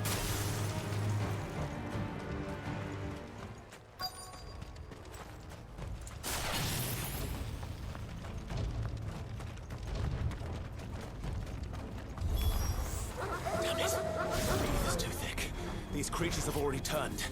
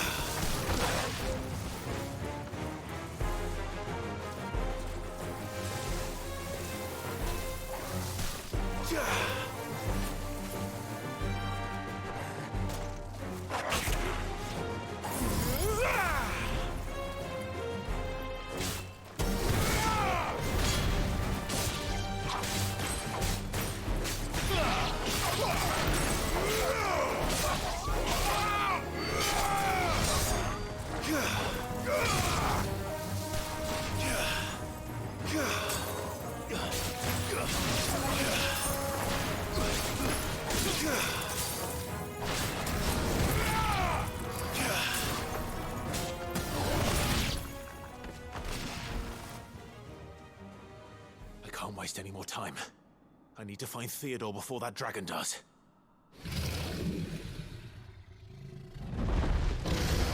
Oh shit. Looks like it's found me. This thing's turned as well. This isn't going to be easy.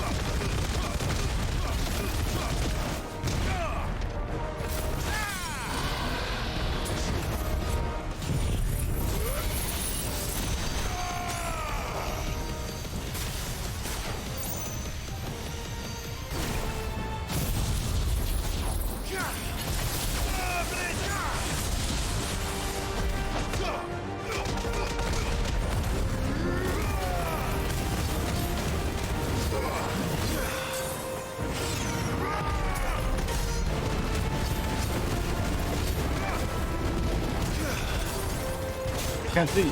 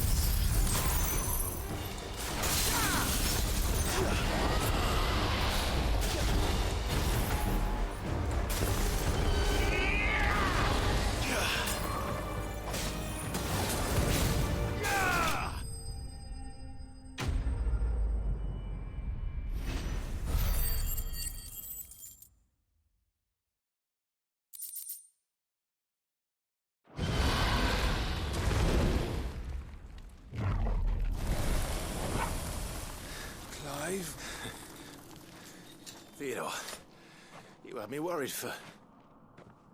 Uh-oh. Oh. We have to get you out of here.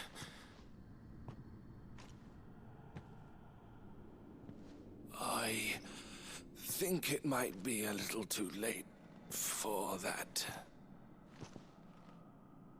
Bearer or no, there's only so much ether a man can take, and that Drake just wouldn't let me leave.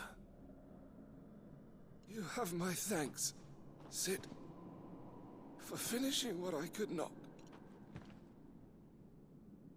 For keeping Elle's dream. Theodore!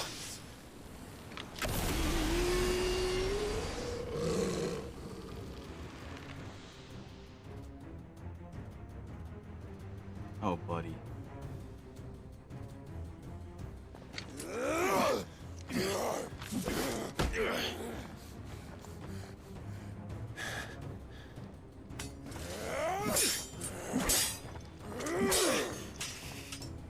Don't make me do this. Stop it, Theo! Stop! Stay back, Eloise! He's turned. And so will you!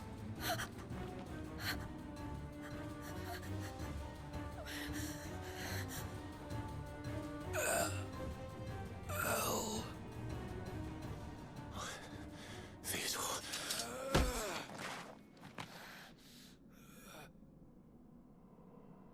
Take care of my sister. Theodore, wait. Goodbye, Elle.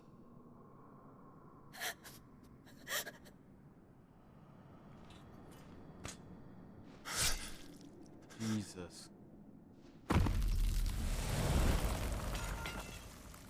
No! Theo! Theo!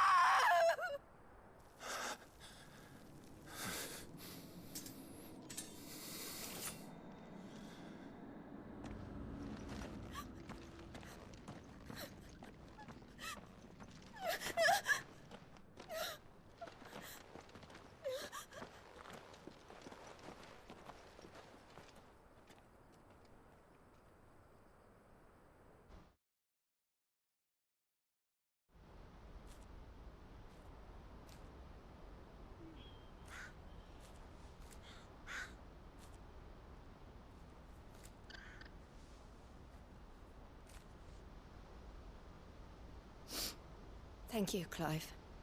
I think I'll be all right now. That was true bravery he showed. Leading the dragon away from the village like that. His first instinct was always to protect people. To put others' well-being before his own. And now he's gone. Because I sent him to that place, against his will.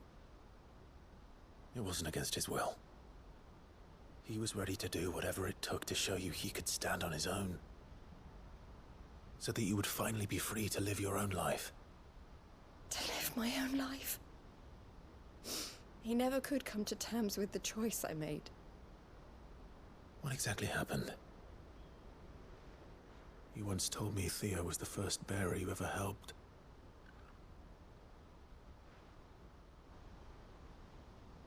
We grew up in Canva. We were born to one of the great trading houses. And I was chosen to inherit the family business. I had my father's head for figures, you see. Theo did not. While I studied the art of commerce, he played at soldiers instead. A late bloomer, in more ways than one. For unlike most bearers, it wasn't until his 15th summer that his powers awakened. My parents tried to drive him out of the house and into the care of the constables. But before they could, I took him into mine. Theo told me something else. He clearly admired your devotion to the cause of freeing others like him from slavery. But he said you deserved a better life than this. He wanted to free you from what he called your bonds, just as you freed him from his. I would be lying if I said I had not wondered from time to time how much easier my life might have been if I had allowed Theo to be taken and devoted myself to the family business instead.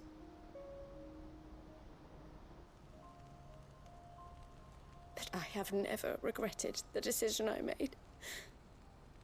Being with my brother meant more to me than tradition or reputation. I only had to look at him to remind myself of that night and the choice I made, and the fact that I would make the same choice again in a heartbeat.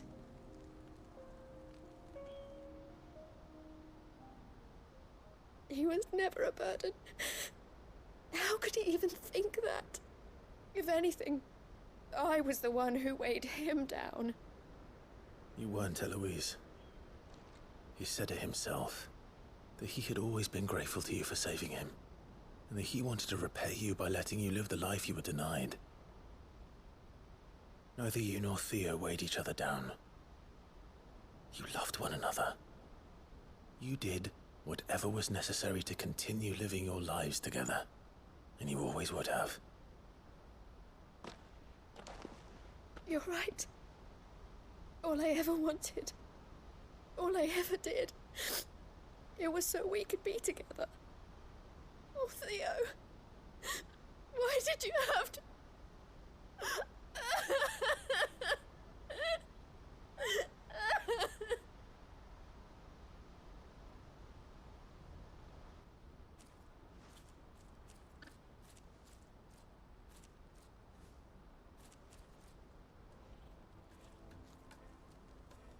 I know Theo wanted me to move on, but I'm staying here at the Crimson Caravans to continue our work.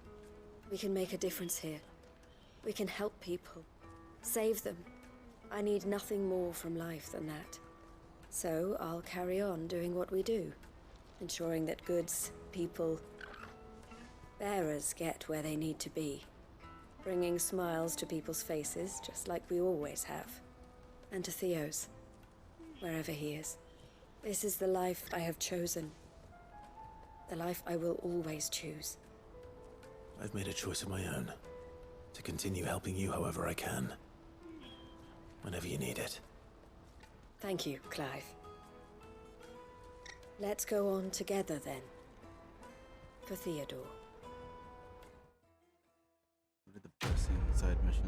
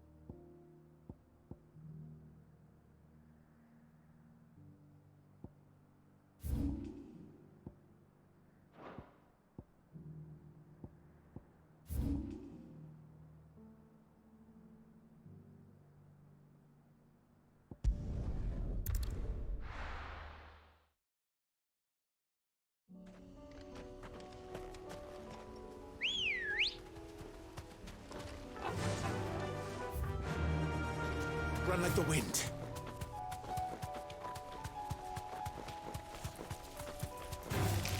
Time to fight.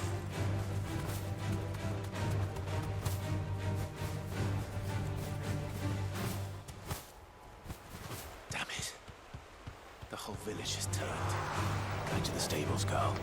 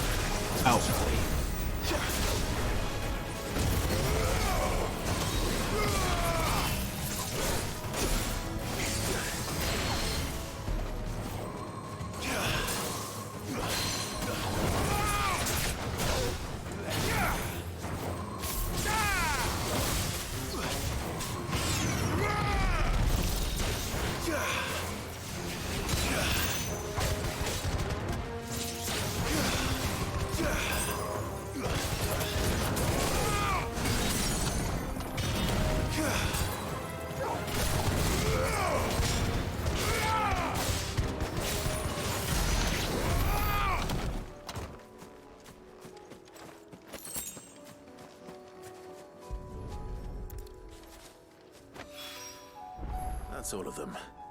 Owen can uncross his toes now.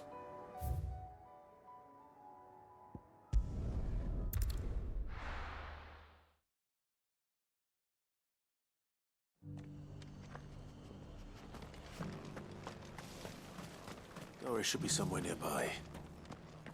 Assuming she's still here.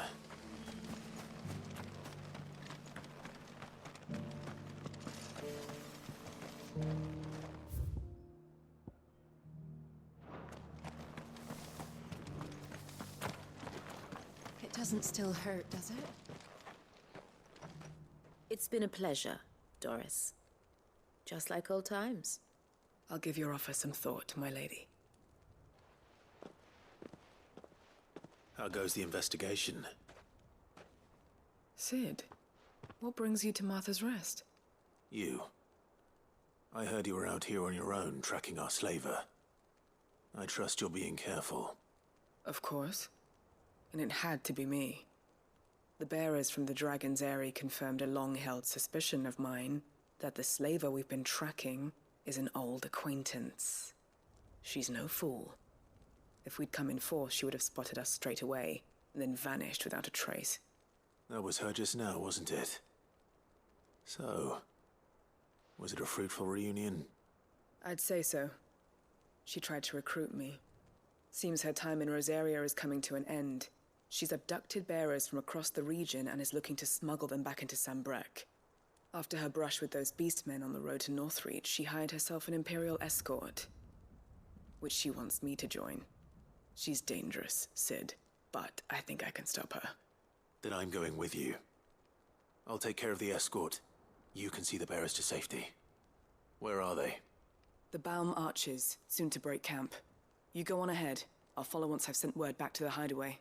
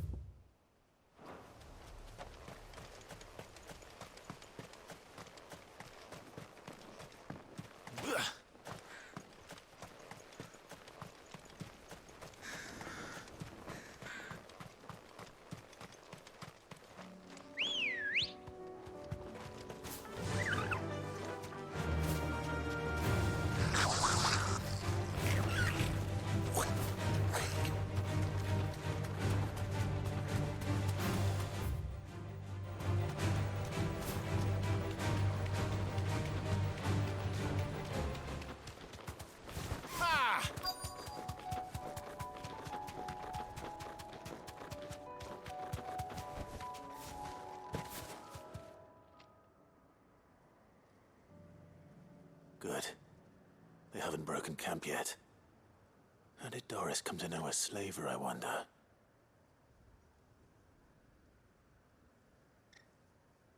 We've waited long enough. She's not coming. Ready the bearers. We're leaving. Back to civilization, is it, Mom? With all haste, lest any of you lackwits start talking like these feckless bumpkins. I presume your men are ready. We've suffered too many delays as it is. Any more, and I'll be docking your pay. Yes, Mom. Oh, but before you go, it appears we have company. Kill him. You're welcome to try.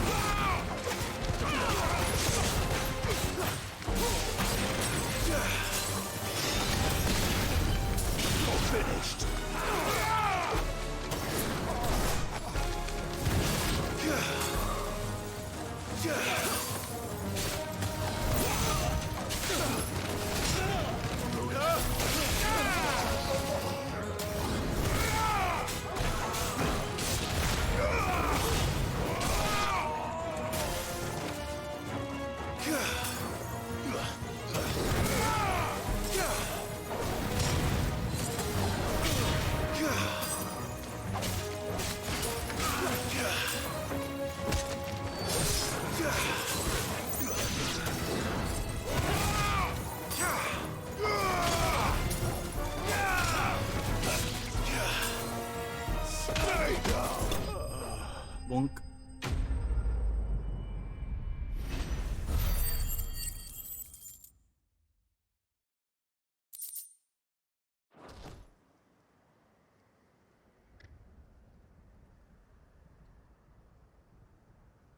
So much for your escort. You'll forgive me for not avenging my men.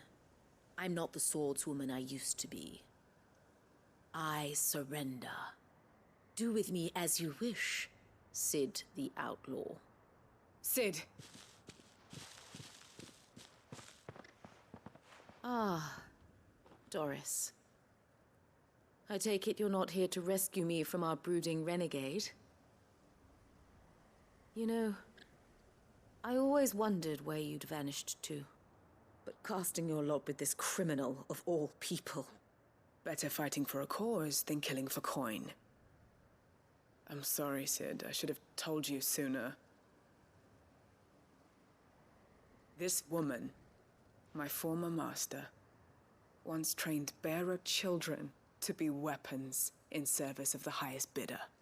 She raised me like a daughter, and I did terrible things to earn her favor.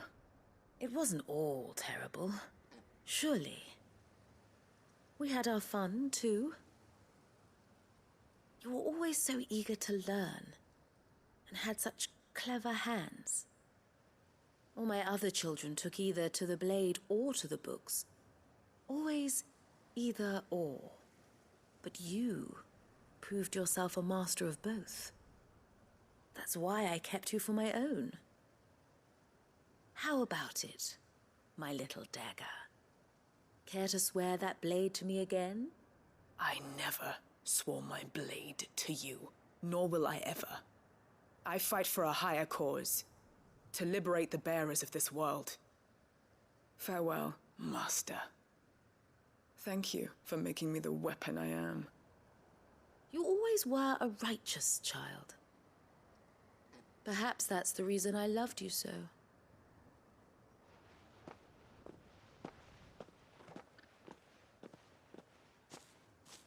What do you want to do with her? I am not the killer she wanted me to be. Not anymore. And she no longer has friends in high places. The Dame does, though. Her connections at the Imperial Court will see that justice is done. All right. If you're certain. I am. And thank you for everything. Now, I better let these bearers know that they're safe.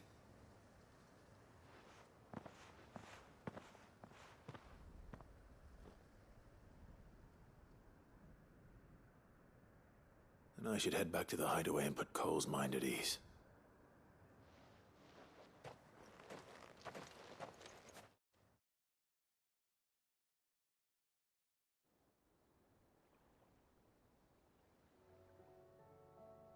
Oh, what the? They took me home. I wasn't ready to leave yet. Welcome back, Sid. Doris's message just arrived. I hear you saved more bearers from being smuggled across the border. With any luck, they'll be joining us in the hideaway shortly. Oh, and your letter. You don't need to worry about Doris anymore. I'd been hoping as much. She mentioned one or two things in her report. So the slaver we'd been chasing all these months was her former master. Wish I'd known.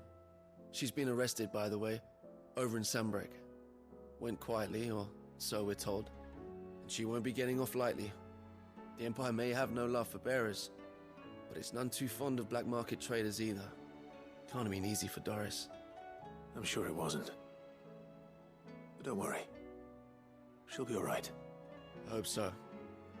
Suppose you should know, eh? You had quite the past yourself before you came here, or so I understand. Anyway, thanks again, Sid. The Cursebreakers would be lost without Doris. And you, of course. Keep up the good work, Cole.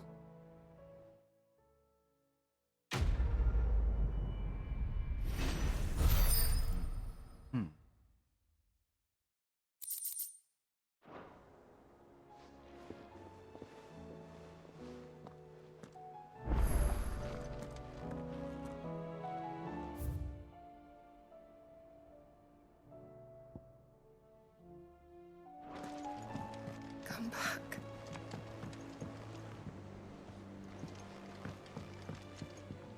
Oh, I didn't know you were here.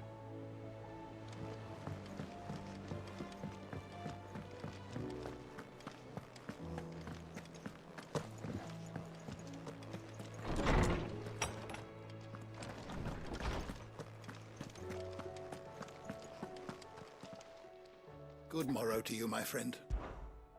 I have compiled some new entries, if you would like to see them.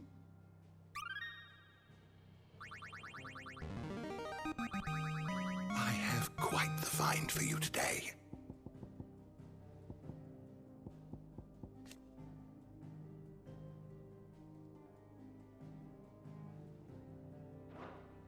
What subject shall we consider today?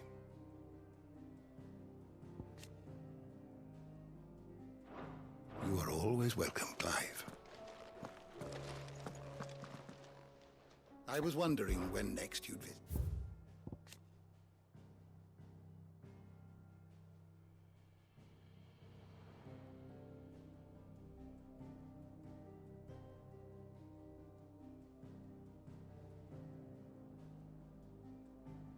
The door to the shelves shall ever be open. Sid said I could ride the Enterprise.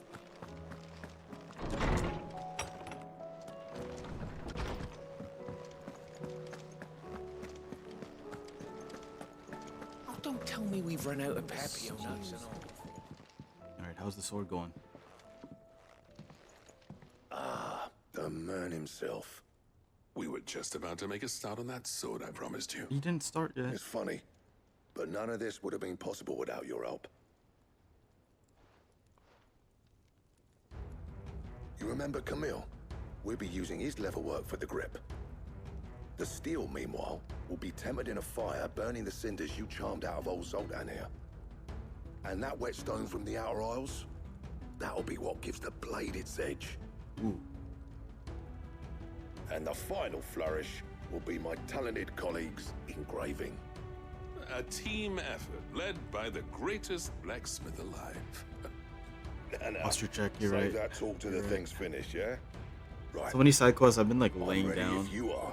It's like To the bellows it is then.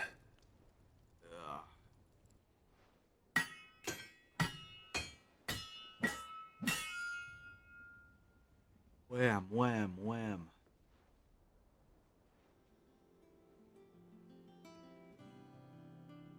Well, bugger me. We actually did it. The hell is that? Holy The sword to end all swords. Whoa. Ragnarok. It's quite something. I, trust you'll take good care of it.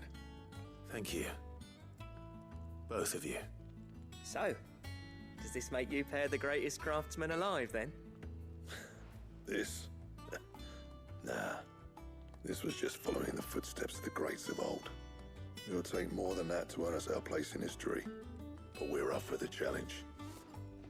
Here. A list of materials. Zoltan and I got talking on the long road back from Dravost. We reckon with those items there, we could craft something even better than the Ragnarok. Is that an endgame weapon? Something worthy of a legendary outlaw like yourself. That's a weapon I'd like to see. You leave this list with me. I was hoping you'd say that. One legend at a time, eh, lads? Before you start on the next, who fancies raising a cup to friendship reforged? Good idea. No more drinking to forget my past. It's about time I had something to celebrate. Then tap the kegs! Vulcan's boys are on their way!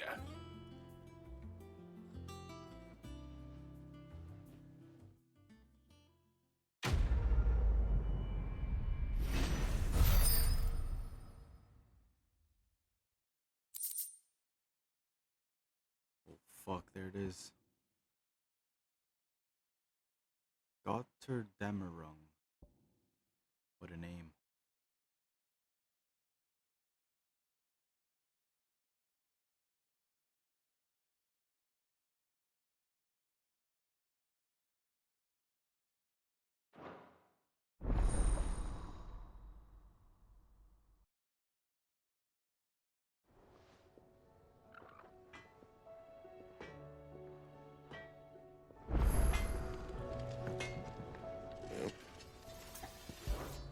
So, what'll it be?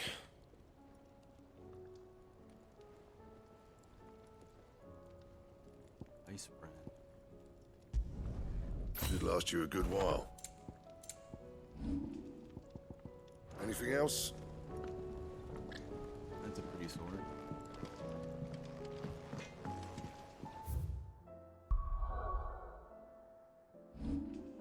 Do I already have Ragnar? I do. And I'm not using Ice Blade.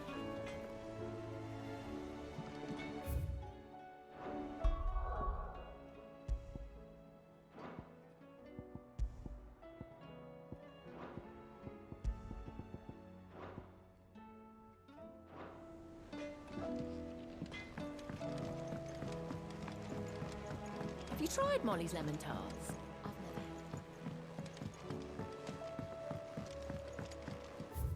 I still have my DLC weapon.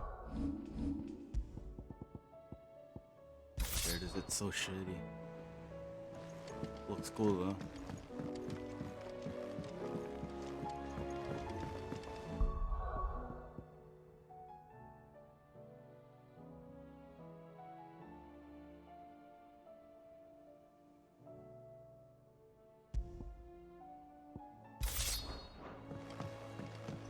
Canva lost. Miss, can we read Miss Editor's story for our lesson today?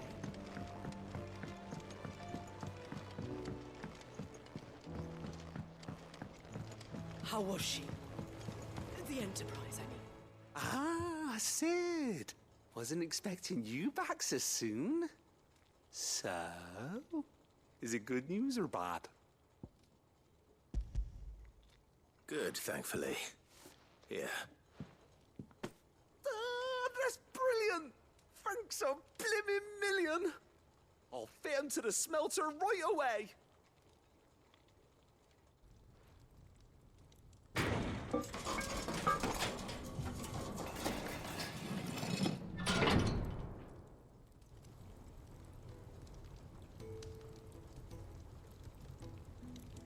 May I present to you the Telemon Furnace? Ain't bad, is she? She's a beauty. You saved my bacon again, Sid, and I ain't about to let your good deed go unrewarded. It's fine, really. My bag's flexible enough already. Oh, don't say that. I'm sure I can make a few improvements to it yet. You could just buy me a bigger... How about that clasp? Looks a bit stiff. Reckon you could loosen it up and make some more room? And I reckon I know how. With a new alloy we've been working on. The Telemon Furnace was just what we needed to perfect it. It's a metal, see?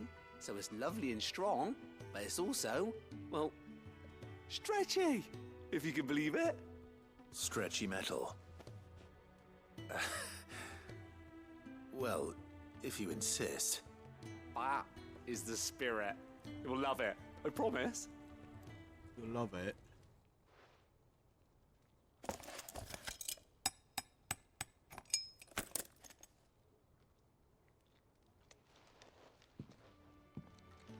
So, what do you reckon? It's actually quite ingenious. Thank you, Owain. Shh, don't mention it. You earned it. And I wanted to get some practice in using that metal anyway. Reckon we'll have all kinds of uses for it around the hideaway. Can't think of any right now, but that's our job, innit? Dreaming up new ways to make life easier around here. Maybe even out there, too. One day, the whole world's gonna know about the inventions you've helped us put together. They'll hardly believe their eyes, I'm sure.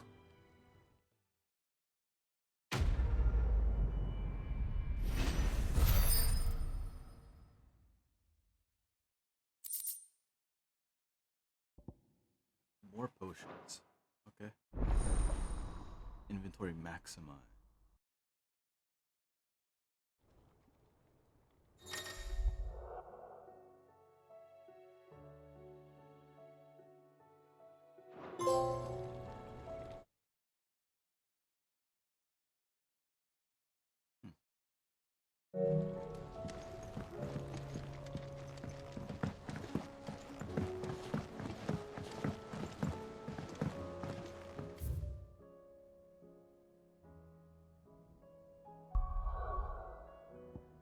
more side mission.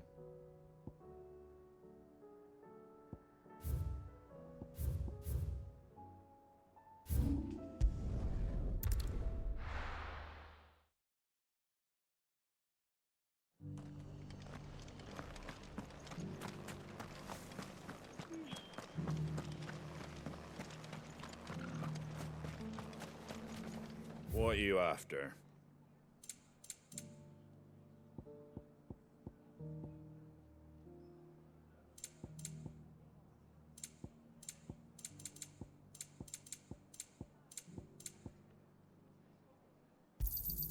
Thanks very much. Much obliged. Thanks very much. That all, is it? Just because the heavens have gone to Rackaroo.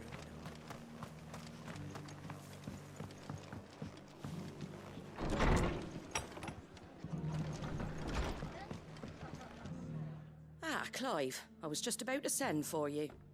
I'd like you to take something to Sir Wade up in Eastpool. Seeds for planting. Thought it was about time they started growing their own food. I'll keep providing them with whatever they need in the meantime, of course. But if Eastpool's going to survive, it's got to be able to fend for itself. As have those poor bearers. They've lived their whole lives in servitude, but now they're their own masters. Small wonder they ain't got the foggiest how to provide for themselves. So it's up to us to teach them.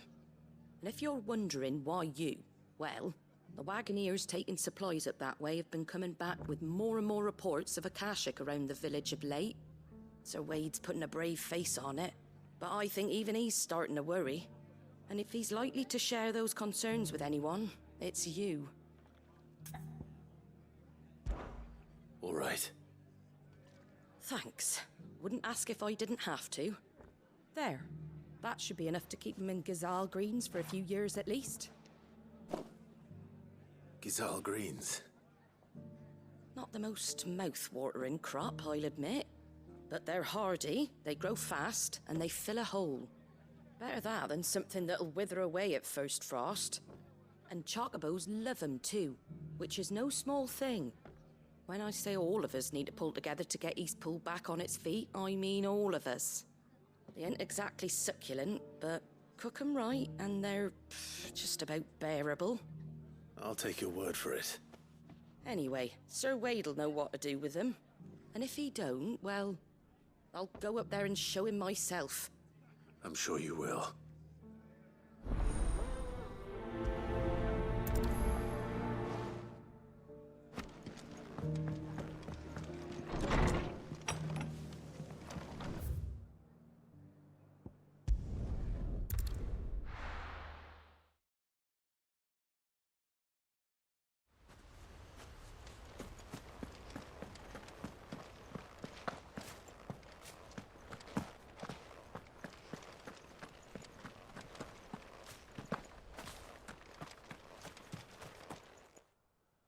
Ah, Lord Rossfield, what brings you to Eastpool? A delivery from Martha.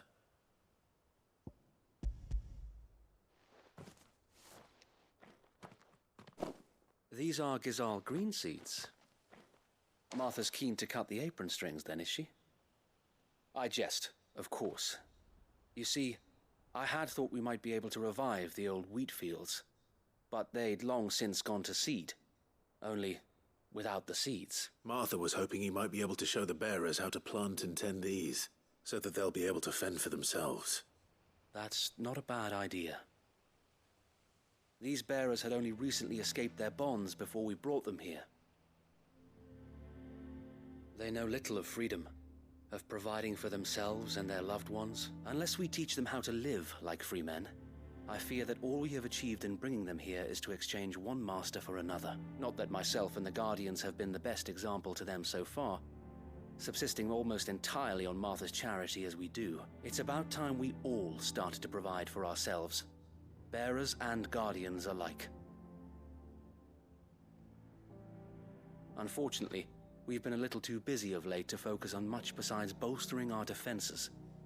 There have been alarming reports of... The Horde is closing in. Oh, great. They're coming, so wait, all of them. Damn it all. I thought we'd have more time. Gather the men in the square. Send to the rest for reinforcements. Yes, Sir Wade. The Horde. AKASHIC, a veritable legion of them. They've been seen prowling around the northern reaches for a while now. We don't have the numbers to hold back a swarm that size. I had hoped to build a perimeter wall so that myself and the Guardians might be able to defend the village, but... Now you're out of time. Precisely. If reinforcements from the rest arrive before they do, we may just scrape through, but I fear that's rather an enormous if. What if you could call on reinforcements from Eastpool? You mean the bearers? We brought them here so they might live, not die fighting for their lives. So wait. You said you lack men to defend the village. Are the bearers not men? Do they not wish to see Eastpool saved? Though they may not be trained soldiers like your Guardians. What help they are able to offer could still prove the difference between victory and defeat. You're right, my lord. I will appeal to them.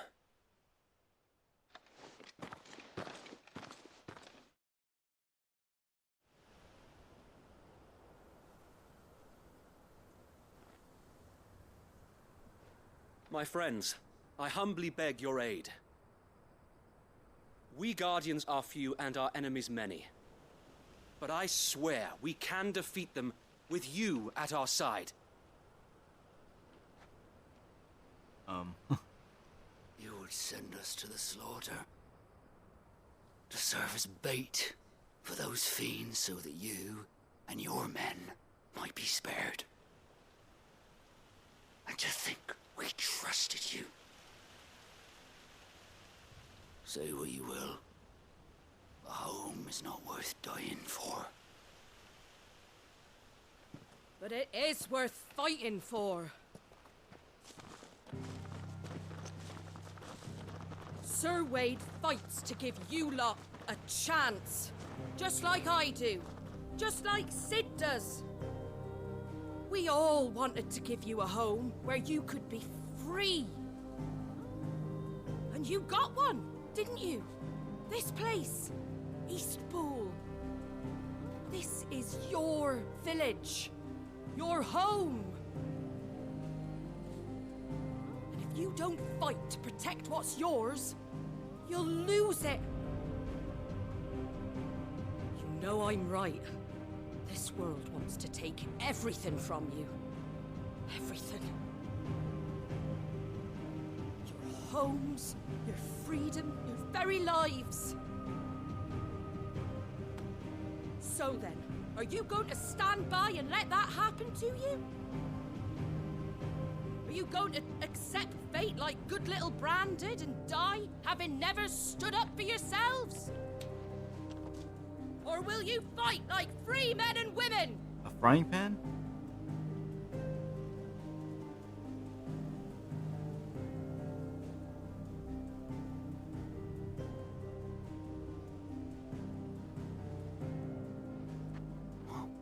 What do you do? All right. Give me a sword. I never dreamt I'd have a home of my own. And now that I have, I don't want to lose it. I will protect what's mine, or die trying. We all will. Free men and women, fighting together.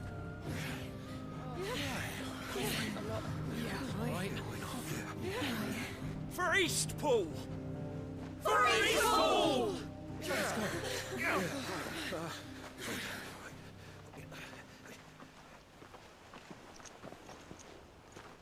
Thank you, Martha. Don't mention it. Just promise me one thing. That you'll show them how freeborn fight. Gladly.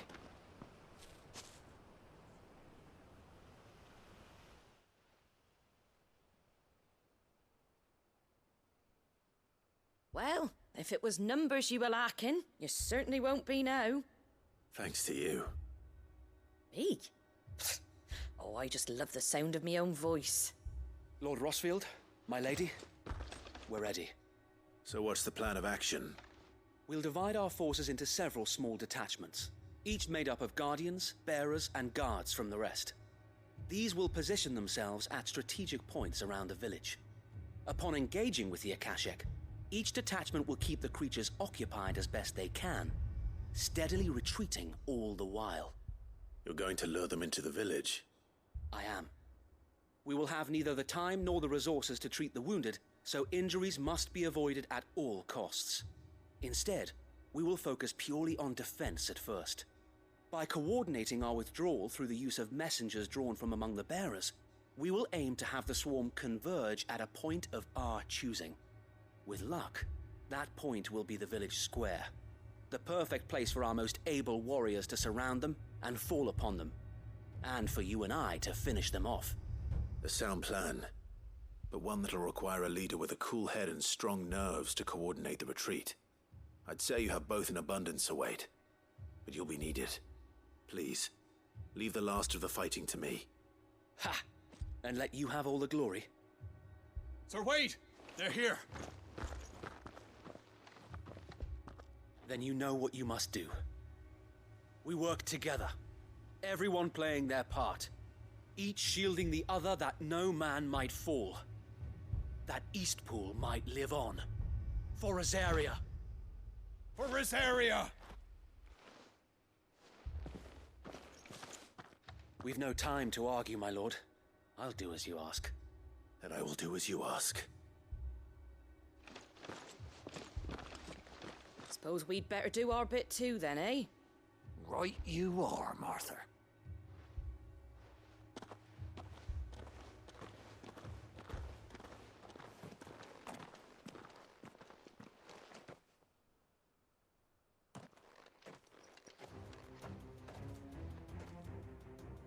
The calm before the storm.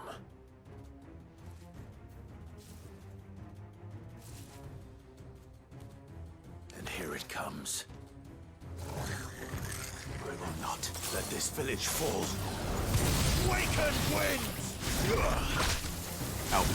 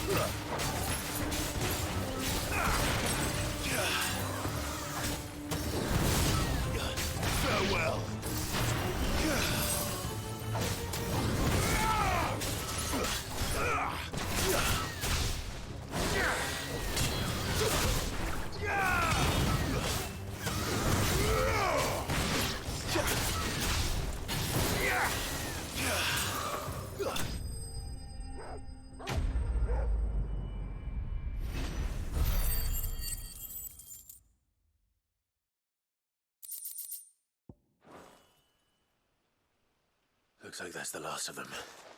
Lord Rossfield, change of plan. What is it? Owl from the rest. An Akashic curl's been sighted on Rhiannon's ride and is headed in their direction. Well, the better half of her guard is here. So wait, how many Akashic remain in East Pool? Hard to say. My men are still facing some resistance, but I think the worst is behind us. I could order a detachment or two to fall back and... No. Let them finish the job. You stay here too, Sir Wade. Your men need you. I'll go after the curl. Join me only when East Pool is won. If you're sure, my lord. May the Founder protect you. Got it.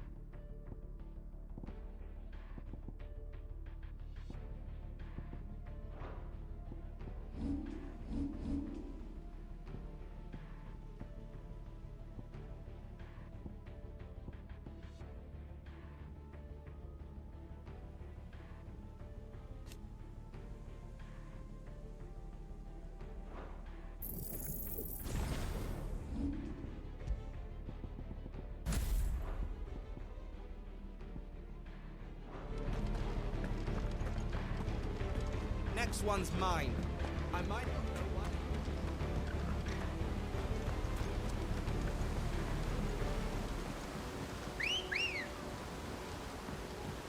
Good girl. Run like the wind.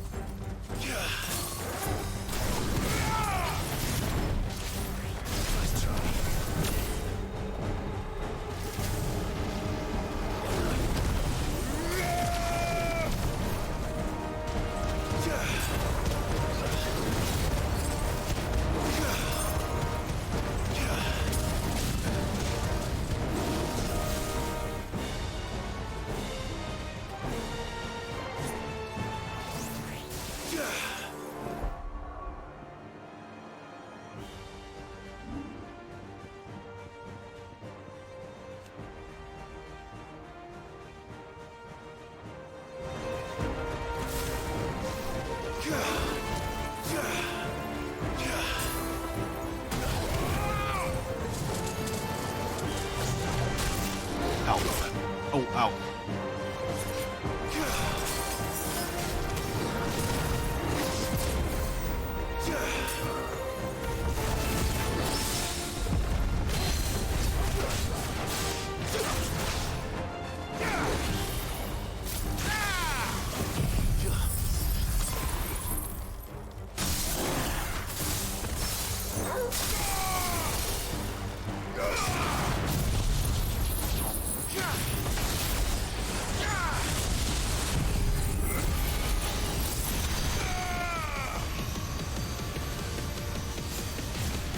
Farewell. Damn.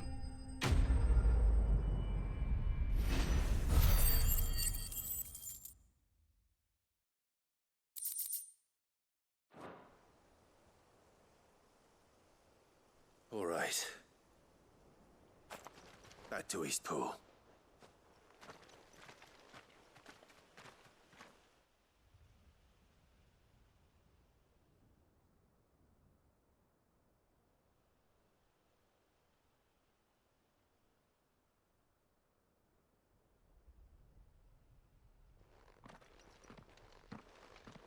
Lord Rossfield, the Curl, is it? It's dead. Thank the Founder for that. And for you, my lord. We were able to eradicate the rest of the Horde. I have guardians posted around the village to keep watch for further attacks, but all seems quiet for now. I hesitate to say it, but I think it might be over. I think it might. We did it. We saved Eastpool. Thank you, my friends. Thank you. No, Sir Wade.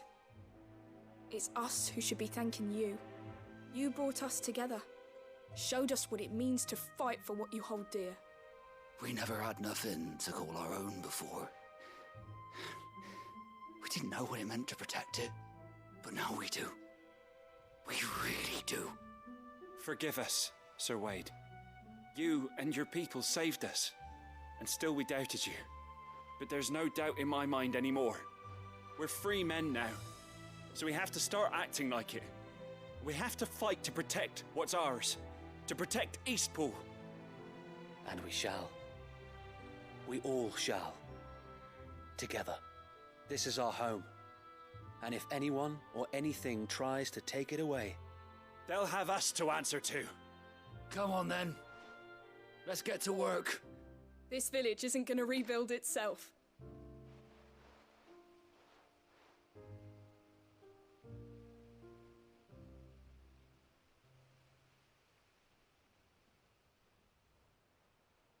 They're not slaves anymore. no. They're Rosarians. Your father took pity on the bearer's plight, and I believe if he were still with us today, this is what he would have wanted. I believe you might be right. I shall remain here, my lord, and do what I can to help rebuild the village. After all, this is my home now too. And I could hardly call myself an Eastpoolian if I didn't pull my weight. I think you'll find it's Eastpudlian, Sir Wade. But you should be proud all the same. I'll have to pull my weight too. Can't have the rest getting outclassed. Speaking of which, I ought to be getting back. Can we continue to count on your support, Martha? Of course, and I'll be counting on yours too. Us Rosarians have got to stick together, haven't we? Indeed we have. And Clive, come by the Golden Stables when you get the chance. I ain't paid you for delivering them seeds yet. All right, I will.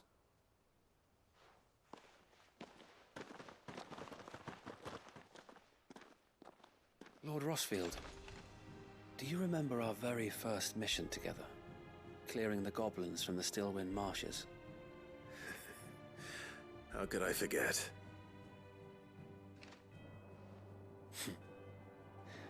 There's one sight that I shall never forget.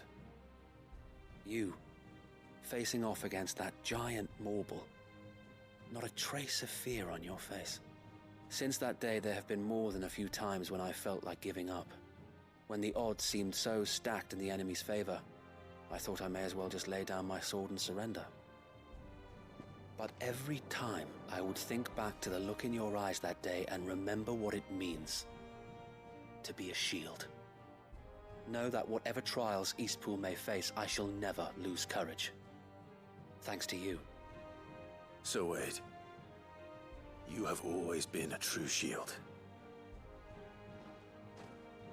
I know that Eastpool, and indeed all of Rosaria, will be safe in your hands. Thank you, my lord. I know the rest of the world will be safe in yours. I'll do my best.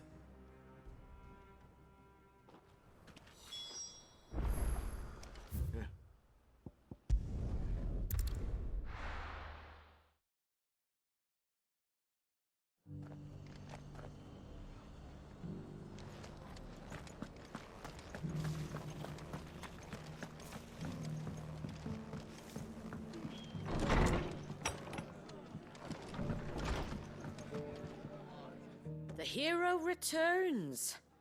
It's lucky you came by when you did, eh? Not only did my seeds get delivered, but you went and saved Eastpool and all. I just did what I could. And it's only right that you get rewarded for it. Take it before I change my mind. Thank you, Martha. So, Eastpool's finally back on its feet again. And a home to free bearers. Who'd have thought we'd see the day, eh? Well, it was your idea. I know that, but I never stopped to think what it would mean. Bearers in charge of themselves, thinking for themselves, working for themselves. Not your hideaway, but not even hidden away. Though I suppose the rest ain't much different nowadays. You know, bearers living free like that reminds me of when I first met Sid. Loath as I am to recall that particular day. I take it you didn't always see eye to eye. What happened? Well, if you really want to know, I started doing what I do long before I met Sid. In fact, that's how I met him. Or at least how he came to meet me.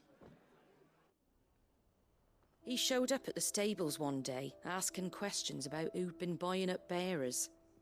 Founder knows what he thought I was doing with them.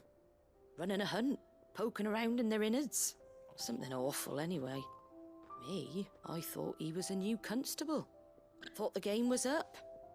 But somehow we both managed to work out what each other was about. And before I knew it, the cheeky arse was rattling on at me about how I was doing it all wrong. After all my hard work. Told me I was giving them relief, but not freedom. That my bearers were still dying as slaves. Got right under my skin, it did. Told him if he didn't like it, he could bugger off and report me to the garrison. And do you know what he did? He smiled. And then he laughed. And then I did the same. We made a pact that day, that whenever one of us was in need, the other would always be there for him. And you were? Well, we both wanted the same thing. To make life better for bearers. Just like your dad. Do you know I was born right around the time Elwyn became Archduke? Growing up, I saw how he tried to change things. He certainly didn't lack for ambition, that one. Indeed. But the loftier one's ambitions, the harder they are to achieve.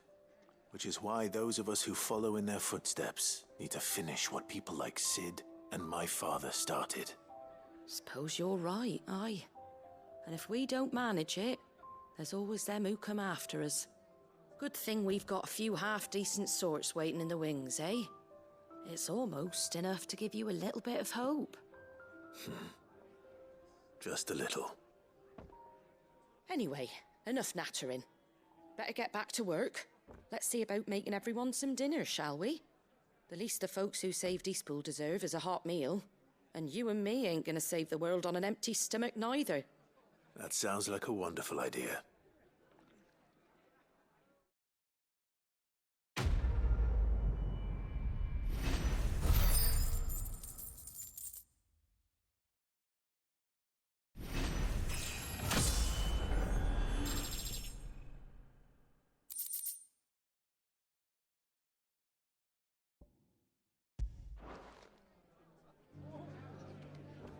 Yeah, that's everything.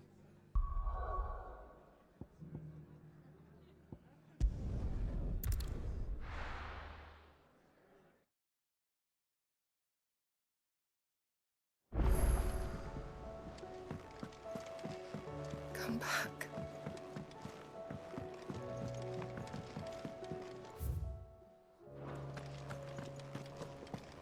The stew's awfully thin these days.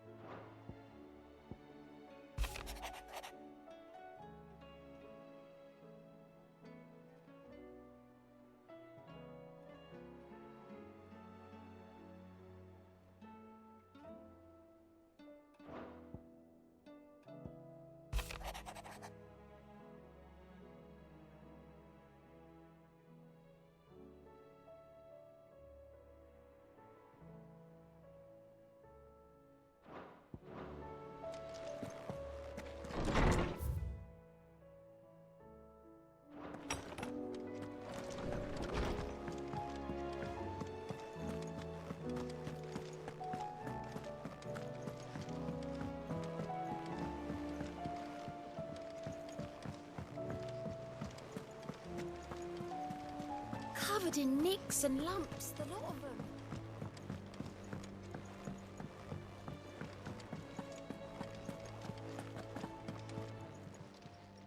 Welcome to the Patron's Whisper. Come to claim your just desserts? Here you are. Best of luck out there.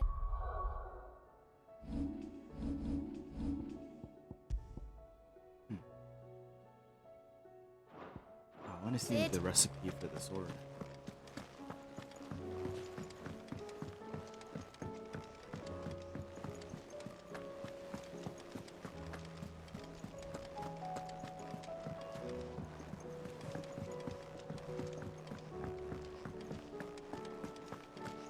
Oh, don't tell me we've run out of papio nuts and all. Trouble with your gear, or something falling, dear?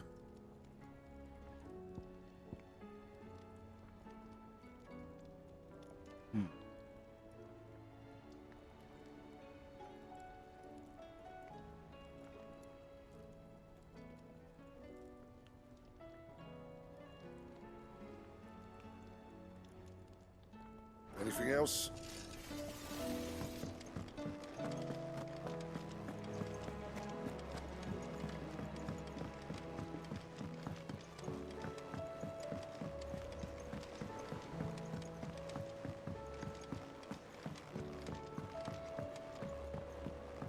I'm gonna go talk to whoever's in the infirmary. They'll probably call it.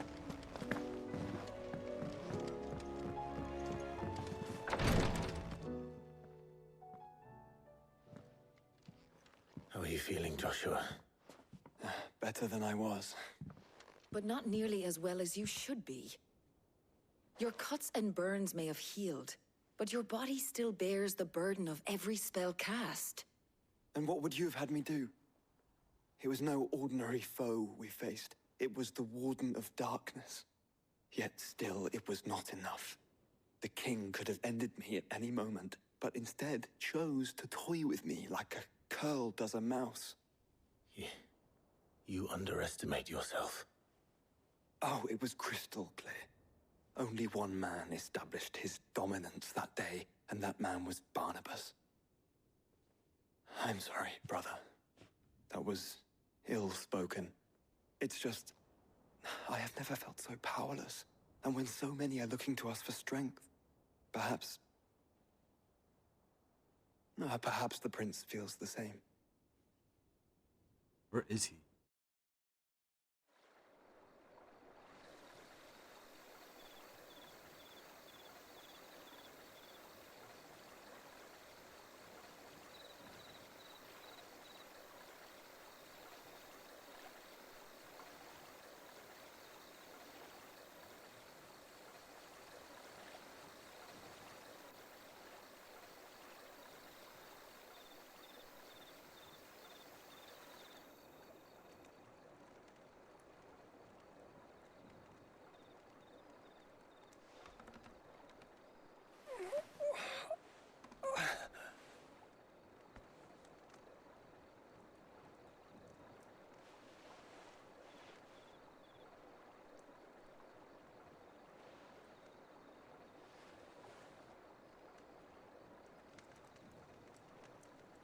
What is this place?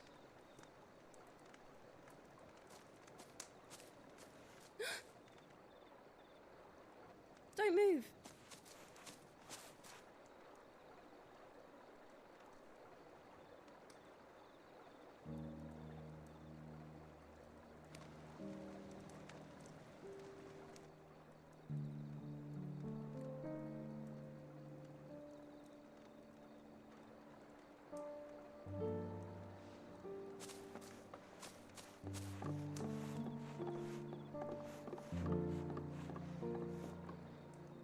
Here, it's fresh from the well.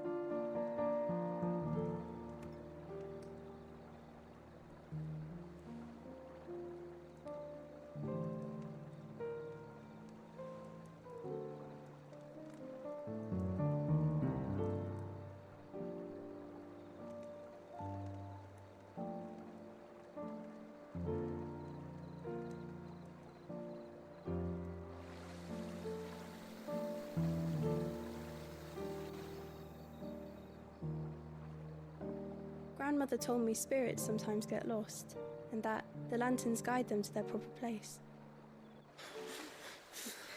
I set one on the river for her when she passed away.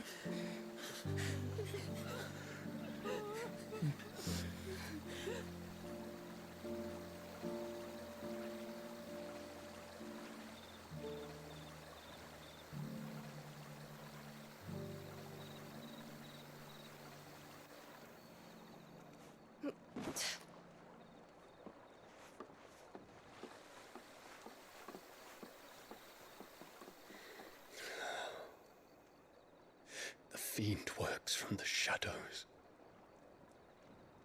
Was it you who guided my hand, then, Ultima? No, not you. This is my doing, my fault, my sin to bear. And for it, I must atone. Your hurts are healing nicely. It was my poultices that saw you well. You make them? And sell them, or try to. Earns me enough for bread, most days. Forgive me. I have nothing to... I know, but I couldn't just leave you lying there.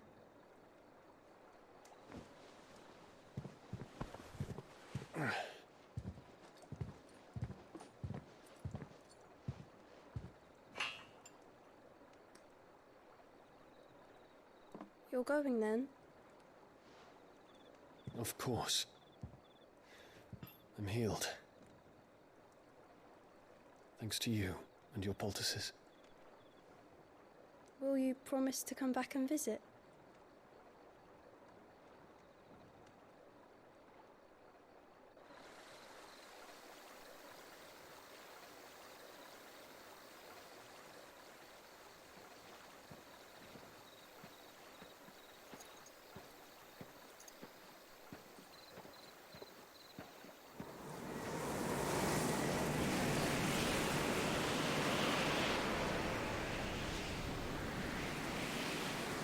Well, Phoenix, it would seem that I owe you my wings.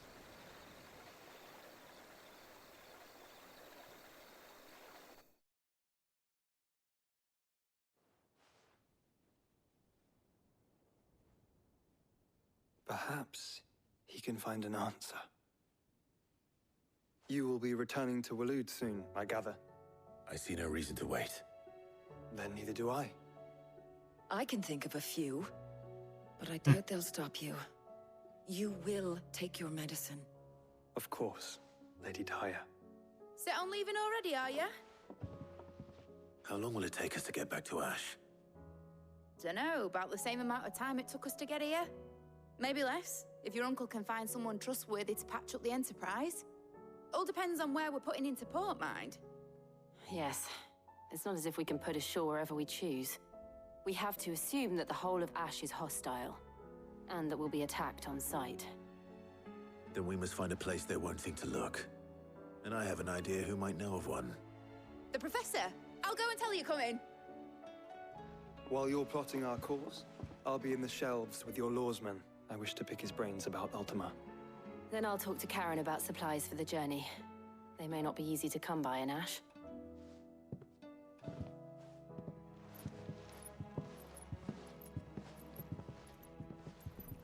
Your brother's body won't take much more of this recklessness. You know that, don't you? I do.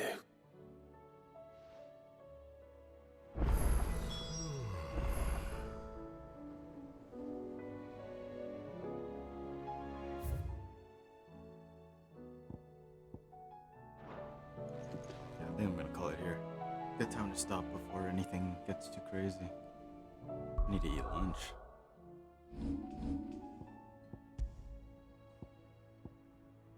That was 3 hours of just pure side quests. My god.